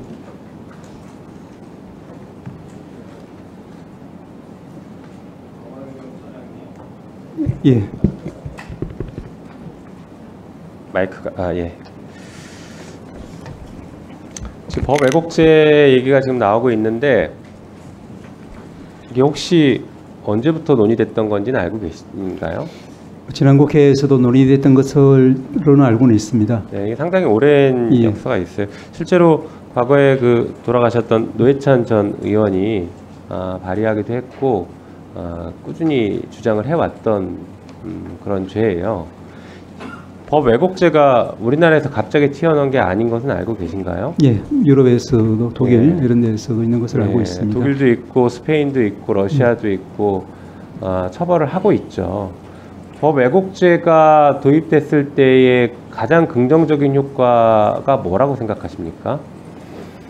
뭐 짐작하시다시피 공직자들이 조금은 더 이제 객관적으로 본인의 직무를 충실하게 그리고 조심스럽게 처리하지 않을까 하는 그런 생각을 하고 있습니다. 네.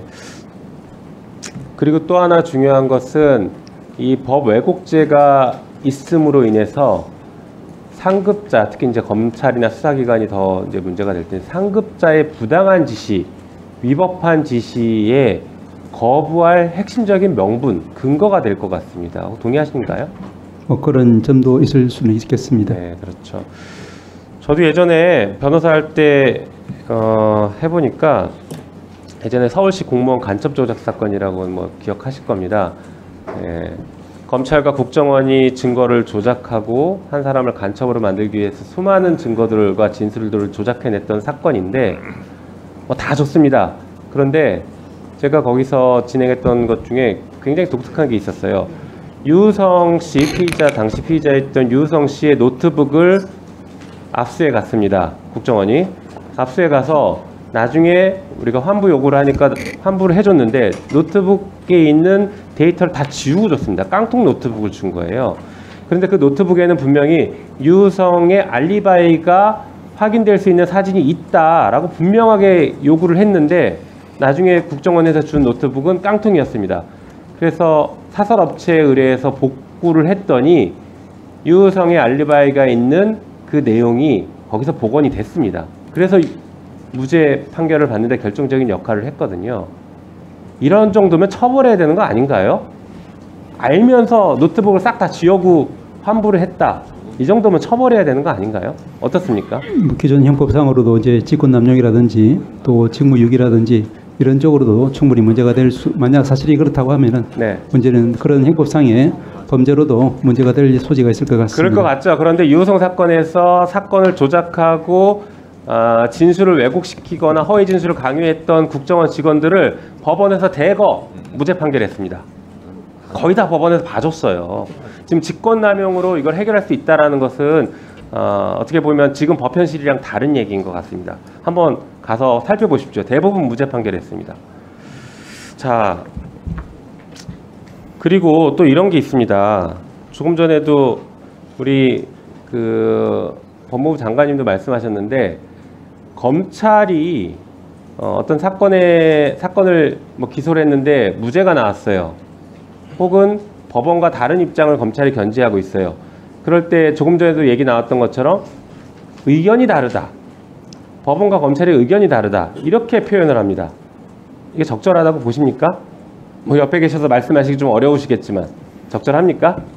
李위원님 잘 아시다시피 이제 형사 사건에 있어서 저희 유죄 판결을 내리기 위해서는 이른바 확신의 법리, 90% 이상 네. 정도 증거의 확실성이 있어야만 가능한 반면에 거의 미치지 못하는 네. 50%에서 한 8, 90% 사이에 네. 해당하는 사건에 대해서는 수사기관 입장에서는 기소하지 않을 수 없는 그런 사건들도 많이 있기 때문에 네. 그래서 기본적으로 기관의 입장 차이가 존재할 수밖에 없다고 봅니다. 자, 그것과 법원의 판결을 존중하고 따르는 것은 다른 문제입니다. 동의하십니까? 그렇습니다. 예전에 용산 참사 사건에서 법원이 피고인이 요구하는 수사 기록을 열람등사 해줘라 라고 결정을 했어요. 그랬더니 검찰이 어떻게 했습니까? 우리랑 법적 견해가 다릅니다라고 안 줬습니다. 법원의 판결을 따르지 않아요. 법적 견해가 다르기 때문에. 지금 처장님이 그렇게 말씀하시는 것은 검찰이 앞으로도 법원과 입장차가 있을 때는 따르지 않아도 된다라는 것을 허용하는 것처럼 들리는 것 같아서 이 부분은 좀 다시 한번 생각해 보셔야 될 것 같습니다. 그런 취지는 매우 중요한 아니었습니다. 문제입니다. 네. 검사도 법원의 판결에 따라야 해요. 동의하십니까? 동의합니다. 그게 네, 의원님들 좀 아쉽겠지만 토론은 이 정도 좀 하고 좀 진행할 일이 좀 많이 있어요. 예, 그래서 이 정도로 하고요.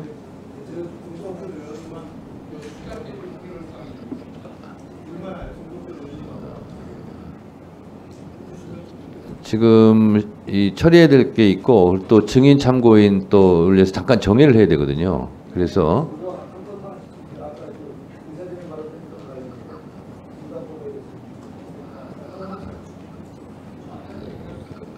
네.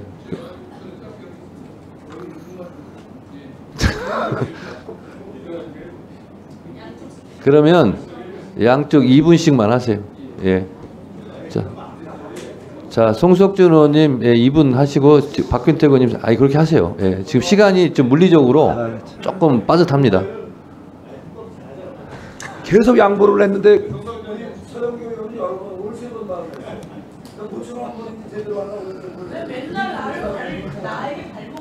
자, 송석준 의원님, 자, 이러면서 시간이 갑니다. 네, 알겠습니다. 여러분, 협조해 주세요. 3분씩 하세요, 그러면. 예, 송석준 의원님 3분 발언하시기 바랍니다. 예. 감사원 사무총장님. 예, 그 네. 감사원은 헌법이 정하는 대로 또 감사법이 정하는 대로 대통령 소속이면서도 고도의 중립성을 요구받는 기관이죠. 예, 맞습니다. 예. 그래서 행정부의 일원이면서도 고대 중립성을 요청받는 기관인데 하물며 삼권 분립상 정치권에 과도한 영향을 받는다면 그런 감사는 적절한 게 아니겠죠? 네, 그렇습니다. 예, 이번에 그 박범계 의원이 발의한 감사헌법 개정안을 보면은 내용 하나하나가 이미 기존의 하위 규정에 다 있는 내용인데 그것을 과도하게 법률로 규정하거나 또는 정치가 지나치게 간섭하는 정치 과잉 입법이다 이런 느낌을 지울 수가 없습니다. 심지어는 특정 사안에 대해서는 감사를 정치권의 어떤 입맛대로 재단하고 간섭할 수 있는 그런 소지가 있기 때문에 심각하게 상권 분립을 침해할 소지가 있다는 이런 생각을 갖고 있는데 이 법안에 대해서 우리 사무총장님 충분히 검토하셨죠? 예, 저희들이 그 여러 가지 우려 사항에 대해서 저희들이 의견을 정리해서 지금 국회에 전달을 해드렸습니다. 예, 그 각 의원님들 일일이 여든 야든 의원님들 찾아뵙고 이 법안의 심각성을 조목조목 제대로 좀 알려서 이러한 무리한 입법이 되지 않도록 좀 한번 신경 써주세요. 예, 저희들이 할 수 있는 조치를 하도록 하겠습니다. 최선을 다해야 됩니다. 적당히 넘어갔다가 나라가 망가집니다. 상권 분립이 훼손될 수가 있어요. 아시겠죠? 네, 알겠습니다. 자, 우선 몇 가지만 한번 볼게요. 자, 이미 이런 그 감사위원회 의결사항에 이미 현재도 있는 것들을 다 그 법률에 일일이 하나 넣겠다. 세세한 것까지 과도하게 해서도 안 된 것을 또 의결을 해서 소위 감사원의 감사 기능을 심각하게 경직화시킬 수도 있는 그런 내용들이 많이 있었죠. 예, 그런 부분에 대한 우려를 전달해드렸습니다. 예, 거기다가 또 상시 공직 감찰에 대해서 사후 승인을 받아라. 또 보충적인 2차 감찰을 하자. 이런 것은 어떠면은 공무원의 공직 감찰을 객관적으로 투명하게 해야 될 것을 갖다가 정치권이 간섭해서 감나라 콩나라 할 수 있는 그런 심각한 침해의 소지도 있죠. 예, 그렇습니다. 뭐 감사 원칙이라는 건 어차피 사회 규정에 다 있는 건데 굳이 법률 할 건데 또 하자는 거예요. 거기다가 그 원장 직속으로 감찰관을 외부에서 임명하자. 감사원의 정립성을 유지해야 되는데 외부의 입김이 들어가면 안 되잖아요. 그죠? 거기다가 또 뭐 고발할 때 관련 감사 자료 전달하든가 이런 거 필요한 거나 해야죠. 예? 그다음에 뭐 당연히 의결 의무 벌칙도 과도하게 간섭하는 심지어 우리 정상적인 우리 감사관들의 활동을 위축시키는 정도의 심각한 내용들이 많이 들어갔어요. 이 부분에 대해서도 문제가 많죠. 예, 그 우려 사항을 다 전달을 드렸습니다. 확실하게 설명하셔서 이런 악법이 국회에서 그렇게 통과되지 않도록 행정부도 책임을 지고 신선을 해주세요. 예, 그렇게 하겠습니다. 네, 수고하셨습니다. 다음 박균택 의원님. 예, 저 국방부 장관님께 질문드리겠습니다. 네. 서영교 의원님께서 질문하셨는데 용산 대통령실에 김건희 여사의 집무 공간 또 면담 공간, 휴게 공간 어느 이름이든 아니면 또 비공식의 이름이든 김건희 여사를 위한 공간이 따로 있습니까? 없습니까? 제가 있을 때까지는 없었습니다. 그러면 그때까지는 전혀 존재하지 않았습니까? 그렇습니다. 예, 알겠습니다. 법무부 장관님께 질문 드리겠습니다. 지난번에 제가 대통령 관련 사건 특검법은 야당이 특검 추천권을 행사하게 했다라고 제가 질문했을 때 법무부 장관님께서 그 법안들은 여야 합의로 법안이 이루어졌다라고 말씀을 했고 그때 서영교 의원님이 그렇지 않다.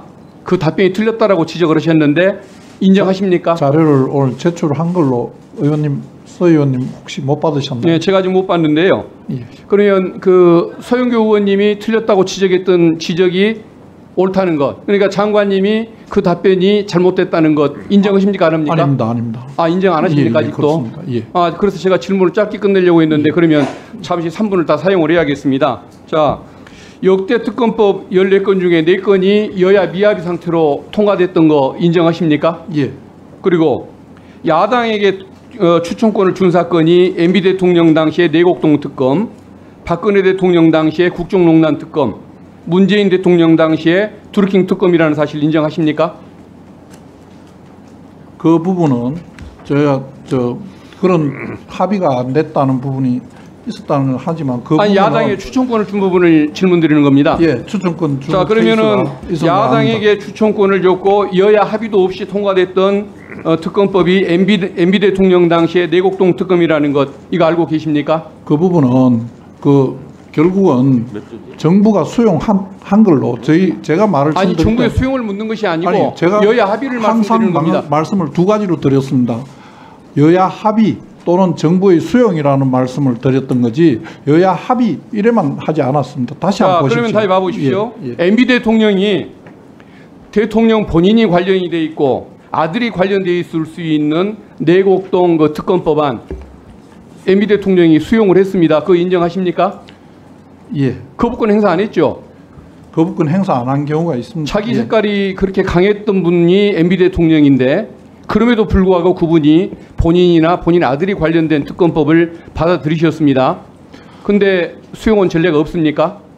근데 왜 그 정부가 수용한 경우에 특검법이 이루어졌다고 했지 아 그러니까 수용한 전례가 거부권 행사에 없다는 말씀 부당성을 드리지 않았습니다. 지적하니까 지금 드리는 말씀 아니 아닙니까? 아닙니다. 다시 한번 확인해 그러면 보십시오. 여야 합의도 있어야 하고 여야 합의 또는 여야 합의 아니 여야 합의 또는 정부의 수용이라고 말씀드렸습니다. 그 이유가 제가 몇 번 말씀드렸습니다만 특검 제도 자체가 행정부의 작용인데 그 행정부 작용의 지휘자를 공무 임명 답례권을 대통령이 되는데 그 대통령에 대한 실질적인 임명권을 침해하지 않는다. 이게 필요하다는 거고 그렇지 않다면 대통령이 스스로 그 행정권 공무 임명 답례권에 대한 양보를 했어야만 가능하다는 이야기를 말씀 계속 드렸던 겁니다. 그거라는 말씀은 윤석열 대통령은 그 고립됐던 MB 대통령보다도 훨씬 문제가 있는 대통령이라는 것을 얘기하고자 하는 겁니다. 의원님, 제가 계속 정리하시죠. 첫 번째부터 말씀드린 내용인데 네. 대답마저 좀 이어가도 되겠습니까? 네, 대충 예. 뜻은 전달된 것 같습니다. 예. 조금만 네. 잠깐 말씀하세요. 그러면. 예. 이 법률안에 저희들이 지적한 내용이 그것만이 아니지 않습니까? 여러 가지가 있습니다. 의원님들께서 정말 이 특검법안에 대한 추진 의사가 있으시다면 그 저희들이 지적한 부분을 합의를 하려고 좀 고치려고 하는 그런 부분이 있었어야 정부도 어떻게 변화를 가져오든지 뭐 할 거 아닙니까? 지금 하나도 변화 없이 계속 더 가중된 요소만 더 갖고 들어오지 않습니까? 저희들로서 제로서는 어떻게 할 방법이 없지 않습니까? 예. 네, 네. 발언한 것에 대해서 답변을 했다고 하는데 답변 내용이 영 타당치 않은 답변 내용을 하고 마치 한 것처럼 해서 제가 이 부분에 대해서 질의를 좀 하고 싶은데 잠깐 요거 팩트 체크만 하게 해주십시오. 1분간은 발언하세요. 그러면. 법무부 장관님, 예. BBK 이명박 대통령의 BBK 그리고 내곡동 사저 관련한 거 이 여야 합의가 있었어요? 아니죠? 합의가 없는 경우도 있습니다. 아니, 그러니까 이건 여야 합의가 되지 않은 경우에요. 대북 송금, 노무현 대통령 측근 관련한 이 4개는 여야가 합의되지 않은 거예요. 그런데 지난번에 법무부 장관께서 여야가 합의되지 않은 사례가 없습니다 라고 하셔서 내가 여야가 합의가 되지 않은 사례 4가지를 이야기했고, 오늘 법무부 장관은 답변에 뭐라고 왔냐면 여야 합의 또는 정부가 수용. 그래서 의원님, 이야기하는 건 의원님, 이런 경우엔 정부가 수용해야 된다는 이야기예요. 의원님, 그런데 제가 답변을 잠깐 그렇게 들어보세요. 한 적이 없습니다. 그런 답은 그 다음에 하시고, 우리 저기 법무부 장관은 이게 팩트 체크라며 법무부에서 내놓은 자료가 팩트가 아니기 때문에 제가 제기한 거 아니에요. 여야가 합의되지 않은 사례, 내곡동 사저 특검, 그리고 BBK 특검, 이명박 대통령 자기와 자기 아들과 관련된 것임에도 불구하고 그것을 여야가 합의되지 않았어도 다투고 수용했어요. 그럼에도 불구하고 여야가 합의되지 않은 사례는 없다라고 이야기했고, 네, 정리하시죠. 지금은 답변이 궁색하게 되니까 또는 정부 수용이라고 얘기했는데, 그래서 우리가 얘기하는 건 정부가 수용해야 된다 이런 이야기예요. 그리고 정리하시죠. 대표가 이야기했잖아요. 제3자 특검안. 그래서 우리가 그거를 한동훈 대표랑 이야기해서 제3자 특검안을 낸 거 아닙니까? 자, 이상 끝입니다. 네. 제가 수고하셨습니다. 의원님께서 말씀하신 분 명백히 잘못된 부분이 있어 제가 한 말씀 드려야 되겠습니다. 왜냐하면 아니, 뜻은 다 정리된 것 같습니다. 한 번도 여야 합의 없이만 이런 말씀 표현한 적이 없습니다. 다시 한번 속기록을 다 한번 확인해 주십시오. 네, 알겠습니다. 네. 저 위원장도 짧게 토론 잠깐 하겠습니다. 우리 행정처장님, 법 왜곡죄에 대해서 잠깐 말씀드리겠습니다. 법은 도덕과 양심의 최소한이죠. 그렇게 알고 있습니다. 네, 법으로 만드는 것은 이것만은 지키자라는 거죠. 예. 법의 목적은 처벌 목적도 있지만 예방 목적도 있죠. 그렇습니다. 그렇습니다. 그래서 법에는 처벌 조항이 있는 것도 있고 없는 것도 있습니다. 그러니까 그것이 대표적인 것이 형사소송법 198조 사항, 검사들의 별건 수사를 해서는 아니 된다는 조항입니다. 근데 이것은 처벌 조항이 없어요. 다시 말해서 안 지켜도 처벌 조항이 없기 때문에 있으나마나 무용지물이 되는 거죠. 그래서 저는 개인적으로 이거는 해서는 아니 된다, 별건 수사는 해서는 아니 된다 했으면 거기에 대한 처벌이 따라야 된다라고 생각을 합니다. 그래서 제가 이제 개인적으로 개정안을 이거 내놨는데요.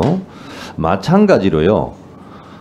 어느 누구든지 법 앞에 평등하고 그리고 누구든지 공정하게 재판을 받을 권리가 있죠. 예. 소장님. 자, 그런데 검사의 수사 과정에서 있는 것은 있는 대로, 없는 것은 없는 대로 공소 제기를 해야 되지 않겠습니까? 기본이죠. 근데 있는 것을 없는 것으로, 없는 것을 있는 것으로, 또는 있는 것도 확대 과장하거나 또는 없는 것도 있는 것도 축소 은폐하거나 없는 것을 또 있는 것으로 조작해내거나 이런 경우는 범죄에 해당되는 겁니다. 그렇죠? 예, 그런 일이 있어서는 안 될 것이라고 그건 봅니다. 검사뿐만 아니라 경찰도 또 어느 누구도 이렇게 해서는 안 되는 거지 않습니까? 예. 그래서 이런 일이 실제로 비일비재했고 김용민 의원이 유성 서울시 공무원 간첩 사건 같은 경우도 조작 수사한 거 아닙니까? 근데 이전에 옛날에 독재 정권 시절에 간첩 조작 사건이 100건이 넘어요. 재심에서 다 무죄 판결 받고, 그러나 그분들이 다 세월은 감옥 살고 뭐 이래가지고 그 억울한 청춘을 누가 보상도 못합니다. 국가에서 손해배상 몇 번 해준다고 해도 어떻게 보상이 되겠습니까? 이거를 사전에 예방하자는 차원도 법 왜곡죄의 취지에 있다라는 점을 저는 개인적으로 생각을 하고, 아마 행정처장님도 그 부분은 긍정적으로 보시는 것 같은데 법무부 장관님은 어떻게 생각하세요? 저의 이런 주장에. 뭐 여러 가지 공소권을 행사하거나 뭐 재판을 하는 사람들이 신중하게 해야 된다는 위원장님의 생각에 저희들 다 공감합니다. 다만 아까 이건태 다만은 말씀 안 하셔도 좋을 것 같아요. 아까 이건태 의원님께서 말씀하셨다시피 네. 그 서로 예를 든 두 가지 사건만 가지고 봐도 서로 다른 입장이면 네. 평가가 전혀 다를 수 있어서 꼭 그걸 법률로 규정하는 것이 맞는지에 대해서는 저는 네. 좀 문제가 있다고 생각하고 네. 다른 고민을 해주셨으면 하는 게 저희 하여튼 생각입니다. 법무부 장관님은 열심히 지금 일하시는 걸로, 예, 열심히 대변하시는 걸로 그렇게 알겠습니다. 자, 수고하셨습니다. 더 이상 토론하실 의원님이 안 계시면 대체 토론을 종결하고자 하는데 이의 없으십니까? 네, 이의가 없으므로 가결됐음을 선포합니다. 그러면 의사일정 제1항부터 150항까지 이상 150건의 법률안은 보다 심도 있는 심사를 위해 법안심사 제1소위원회로 회부하고자 하는데 이의 없으십니까? 이의가 없으므로 가결됐음을 선포합니다. 김승원 법안심사 제1소위원장님과 소위위원들께서는 수고해 주시기 바랍니다. 기관장님들께서는 이석하셔도 되겠습니다. 수고들 하셨습니다. 다음으로 의사일정 151항부터 154항까지 이상 4건의 안건을 일괄하여 상정합니다. 위원님들께서 잘 아시는 바와 같이 의사일정 151항 검사 박상용 탄핵소추안은 지난 7월 2일 본회의에서 국회법, 좀 조용히 해주세요. 국회법 130조에 따른 조사를 위하여 우리 위원회로 회부되었습니다. 국회법 130조 탄핵소추 발의에 대한 조항 제1항을 읽어드리겠습니다. 탄핵소추가 발의되었을 때에는 의장은 발의된 후 처음 개의하는 본회의에 보고하고 본회의는 의결로 법제사법위원회에 회부하여 조사하게 할 수 있다. 그래서 본회의 의결로 우리 법사위에 넘어온 것입니다. 우리 법사위는 회부된 탄핵소추안에 대하여 국회법 제131조에 따라 조사하여 본회의에 보고하여야 하며 조사에 관하여는 국정감사 및 조사에 관한 법률에 따른 조사의 방법에 관한 규정을 준용하도록 하고 있습니다. 이에 10월 2일 오전 10시에 청문회에 개의하는 것을 내용으로 하는 검사 박상용 탄핵소추 사건 조사계획서를 채택하고자 합니다. 조사계획서 안의 자세한 내용은 배부해드린 유인물을 참고해 주시기 바랍니다. 이에 대해서 의견 있으신 의원님 계십니까? 네.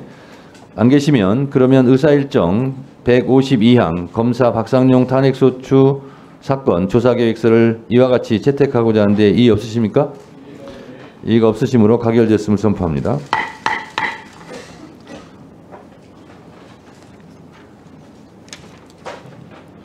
청문회 실시 등 조사와 관련된 세부 사항에 대해서는 위원장이 간사와 협의하여 조정할 수 있도록 유의해 주시기 바랍니다.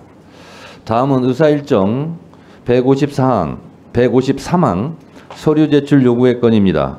탄핵소추 사건 조사 관련 서류 제출 요구는 국회법 제131조 국정감사 및 조사에 관한 법률 제10조에 따라 위원회의 의결이나 제적위원 3분의 1 이상의 요청을 할 수 있습니다.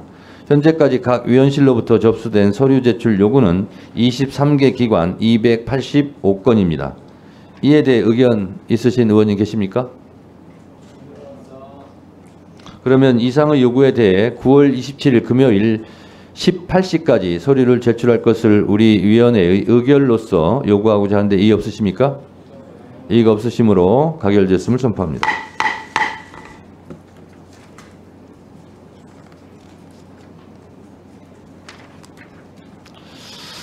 다음은 의사일정 제154항 증인 참고인 출석 요구의 건입니다. 이 안건은 오늘 채택된 조사 계획서에 따라 2024년 10월 2일에 실시되는 청문회에 필요한 증인, 참고인 등의 출석을 요구하기 위한 것입니다. 여러 위원님들께서 신청해 주신 증인 및 참고인의 구체적 명단 등은 아직 배부해드리지 못했습니다. 그래서 간사간 협의를 했는데 조금 미진한 부분이 있어서 잠시 이 안건은 정의했다가 간사간 협의를 좀 거쳐서 잠시 후에 다시 속기하도록 하겠습니다. 잠시 정의하겠습니다. 네, 회의를 속기하겠습니다. 다음은 의사일정 제154항 증인 참고인 출석 요구의 건입니다. 이 안건은 오늘 채택된 조사 계획서에 따라 2024년 10월 2일에 실시되는 청문회에 필요한 증인, 참고인 등의 출석을 요구하기 위한 것입니다. 여러 위원님들께서 신청해 주신 증인 및 참고인의 구체적 명단 등은 배부해 드린 자료를 참고해 주시기 바랍니다. 증인, 참고인 명단과 관련하여 의견 있으신 위원님 계십니까? 네, 유상봉 간사님. 의견이 없을 수 있겠어요. 저희 국민의힘에서 민주당이 38명에 가까운 그 증인 참고인을 신청했으나 국민의힘에서는 9명에 불과한 증인 참고인을 신청을 했습니다. 우리가 탄핵 소추를 위한 탄핵 조사를 한다면 결국 객관적인 진실이 무엇인가를 확인하는 자리입니다. 이것이 특정한 정치적 목적을 위해서 우리가 탄핵 조사를 하는 게 아닙니다. 그렇다면 유리한 증인이든 불리한 증인이든 어떠한 증인이든 서로 간에 객관적으로 관련성이 인정된다는 증인이 있다면은 당연히 채택해서 조사를 하는 것이 우리 법사위 탄핵소추 청문회의 중요한 역할이고 사명이라고 생각을 합니다. 그러나 지금 굉장히 중요한 부분이 뭐냐면 지금 탄핵 사유는 술자리 회의 의혹입니다. 결국 이화영 씨가 이재명 대표에게 대북 송금과 관련돼서 보고를 했고 그 지시를 받았다고 하는 진술이 나오고 그 이후에 그 여러 가지 술자리 회의 의혹까지 제기된 그런 부분인데 그와 관련돼서 그 현장에 있었던 변호인들이 설주한 이한이 이 2명의 변호인들입니다. 이 변호인들이 현장에서 이화영 그 전 부지사가 음주를 했는지 또 이화영을 상대로 검사들이 부적절한 회유나 협박을 했는지 검찰 조사 과정에서 쌍방울의 경기도지사 방북 추진을 부탁할 때는 진술을 나오는 과정이 무엇인지 이 부분은 이 탄핵 소추를 결정하는 데 있어서 가장 중요한 핵심입니다. 그런데 민주당에서 이와 같은 중요한 증인에 대해서 채택을 거부하는 것 이것은 탄핵 조사를 명목으로 실제로는 탄핵의 그 사유의 실체적 진실을 밝히겠다는 것이 아니라 일방적으로 국민들에게 탄핵이 필요하다는 부분을 선전하는 장으로 활용했다 이거로밖에 받아들이지 않습니다. 또한 그와 같은 진술 번복 과정에서 박찬대 원내대표가 직접 만나서 당에서 돕겠다고 말을 전달한 증인에 대해서도 이걸 저희가 채택을 하지 않고 거부를 한다면 결국은 진실을 규명하겠다는 의지는 전혀 민주당에게는 없는 것 아니냐라는 비난을 할 수밖에 없습니다. 오늘 민주당에서 이렇게 가장 중요한 핵심 증인 3명에 대해서 거부한 점. 네, 수고하셨습니다. 다음은 김승원 간사님. 예, 우선 그 박상현 검사 탄핵소추 관련 증인 참고인 채택에 있어서 저희가 거부하는 증인 참고인들은 논점을 흐리고 그리고 방향을 딴 데로 몰아갈 수 있는 그런 증인 참고인들이기에 원만한 그 회의를 위해서 저희가 거부했다는 것을 말씀드리고요. 가장 중요한 것은 해당 검사가 국회에 출석해서 진실을 밝히는 것인데 계속 불출석 의사를 여론을 통해서 그런 거에 대해서는 국회 무시, 국민 무시의 태도가 바뀌지 않고 있구나 이런 판단이 듭니다. 아무튼 그 공무원에 불과한 검사의 탄핵을 소추하는 것이 이렇게 힘든 과정을 요구하는 것인지에 대해서 다시금 국민께 좀 탄핵 관련된 법을 바꿔서라도 잘못이 있는 검사에 대해서도 다른 일반 공무원과 같이 충분히 파면에 해당하는 탄핵을 할 수 있도록 하는 제도 개선까지 저희가 더 노력을 하겠다라는 점을 말씀을 드리면서 사상 초유의 불법 그다음에 인권침해 수사에 대해서 반드시 역사 앞에서 또 국민 앞에서 진실은 밝혀지고 검사들의 불법 행위에 대한 단죄는 이루어져야 된다. 그리고 그것에 대한 사실관계 조사는 더 꼼꼼하고 면밀하게 이루어질 지겠다라고 하는 말씀을 드리겠습니다. 이상입니다. 네. 또 말씀하신 분 손 들어주세요. 네, 송석준 의원님 발언해 주세요. 예, 박상용 검사 탄핵 소추 사건 조사 청문회에 관한 증인 참고인 내용을 보니까 굉장히 많습니다. 예, 이게 이분들을 이렇게 많이 불러서 우리가 충분히 이분들한테 발언권을 제대로 줄 것인지에 대해서도 좀 의구심이 가고, 또 여기서 우리가 논의하고자 하는 핵심 그런 실체가 이런 분들을 통해서 제대로 밝혀질지도 의문입니다. 더욱이나 또 형평에 어긋나는 것은 또 우리 당에서 요구한 또 증인 참고에는 채택이 안 되고, 이렇게 이런 분들 중심으로 이렇게 가는 것이 자체도 문제일 뿐더러 이분들이 실제 채택이 된다 하더라도 당일날 실제 이제 보시면 아시게 되겠지만 이분들이 와서 쭉 서 있고 앉아 있고 결국은 제대로 발언할 시간이 많이 부족할 것 같은 생각이 듭니다. 더 이제 문제가 있는 것은 이 박상용 검사의 탄핵 소추 사유 내용을 보면은 뭐 음주 회식 후 민원인 대기실 바닥에 용변 배출, 뭐 이화영 회의 진술 강요 영상 녹화실에서 연이은 술 파티, 이런 뭐 정말 상상하기 어려운 황당한 이런 혐의로 탄핵을 하겠다고 하시거든요. 이것들이 가십성의 어떤 근거 없는 이 얘기들인데 이걸 갖고서 정상적으로 굉장히 엄중한 이런 사건에 대한 수사를 담당하는 이 검사에 대해서 탄핵을 하겠다고 우리 국회에서 이렇게 쇼를 하는 것 같은 거 아닌가 모르겠어요. 저는 그날 이제 분명히 아마 밝혀질 겁니다. 지난번에 우리 김영철 검사 탄핵 청문 우리 그 청문회에서도 그때도 김규현 변호사 주장한 거 결국은 지나고 나면은 동료들이 그 이분에 대해서 고소했잖아요. 이런 황당한 일들이 또 좀 벌어질 것 같은 생각이 들어요. 이렇게 정말 우리 어떻게 보면은 이게 실체적 진실과 관계없이 우리가 뭔가 여기서 논의는 하는데 결과적으로 저 사람들은 왜 저러지? 국회가 그렇게 할 일이 없나?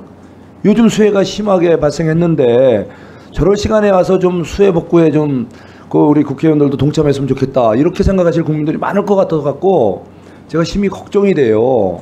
그래서 좀 웬만하면 오늘 뭐 제가 이렇게 여러분들 다수에 의해서 의결하면 같이 따를 수밖에 없겠지만 뻔히 보이는 이런 현상들이 우리 국회에서 이 귀한 시간을 소모해가면서 반복되지 않도록 우리가 좀 자중자애했으면 좋겠다는 생각이 듭니다.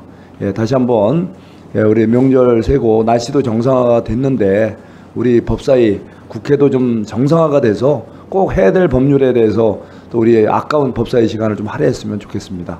예, 이상입니다. 네, 이제 위원장으로서 이게 본회의 의결로서 법사위에서 탄핵 조사를 해라 이렇게 넘어왔기 때문에 안 하는 것은 또 직무유기가 될 수 있기 때문에 날짜를 잡는데 고심을 했습니다. 그래서 국정감사도 예정돼 있고 또 국정감사 이후에 하면 너무 또 지체 없이 보고해야 된다는 조항이 또 마음이 많이 쓰였습니다. 그래서 10월 2일 날 그날밖에 택일이 되지 않았습니다. 그래서 그날 하는 걸로 하시고요. 이 증인과 참고인 문제에 대해서는 신청하신 의원님들이 포함이 된 경우도 있고 또 포함이 안 된 경우도 있고 또 최종 단계에서 국민의힘 요청에 의해서 두 분은 또 뺐습니다. 빼달라고 해서 뺐고, 그래서 100% 만족할 수는 없습니다. 그래서 이 정도로 그냥 통과를 시켰으면 좋겠는데 어떻습니까? 꼭 표결을 해야 되겠습니까? 아이고, 알겠습니다. 그러면 배부해드린 명단대로 출석을 요구하고자 하는데 이의 없으십니까? 네. 이의가 있으므로 국회법에 따라 표결하겠습니다. 표결에 앞서서 회의장에 계신 위원님은 모두 재석 위원수에 포함된다는 점을 말씀드립니다. 그리고 방법은 국회법 제112조 및 112조 및 제71조 단서에 따라 거수 표결로 진행하겠습니다. 먼저 찬성하는 위원님은 손을 들어주시기 바랍니다. 내려주시기 바랍니다. 다음에는 반대하는 위원님 손을 들어주시기 바랍니다.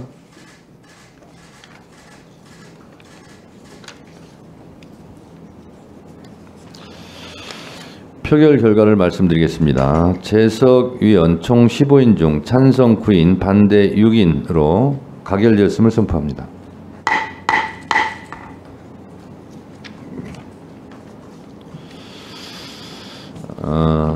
방금 채택된 증인 참고인 명단을 잠시 불러드리도록 하겠습니다. 증인입니다. 증인 이화영, 백정화, 김성태, 조재현, 진선우, 송민경, 권기현, 신명섭, 박상용 검사 본인입니다. 안부수, 박상웅, 박상민, 엄영수, 김광민 변호사, 김현철 변호사, 안소연, 전진걸, 하동혁, 김태균, 정선희, 김영수, 장석환, 김진용, 김영기, 방용철, 김정환, 류호규, 박애담, 김한신, 김국훈, 유재만, 참고인 봉지욱 뉴스타파 기자, 정순원 통일부 사무관, 신문보 통일부 사무관, 이렇게 방금 채택된 증인 참고인들은 국회에 출석하여 주시기 바랍니다. 방금 채택된 증인은 불출석 시 국회에서의 증언, 감정 등에 관한 법률 제12조에 따라 처벌될 수 있음을 유념하여 주시기 바랍니다. 위원님들 수고하셨습니다. 보좌진 수석전문위원을 비롯한 위원회 직원, 경위 속기사 및 언론인 여러분도 수고 많으셨습니다. 이상으로 오늘 회의를 마치겠습니다. 산회를 선포합니다.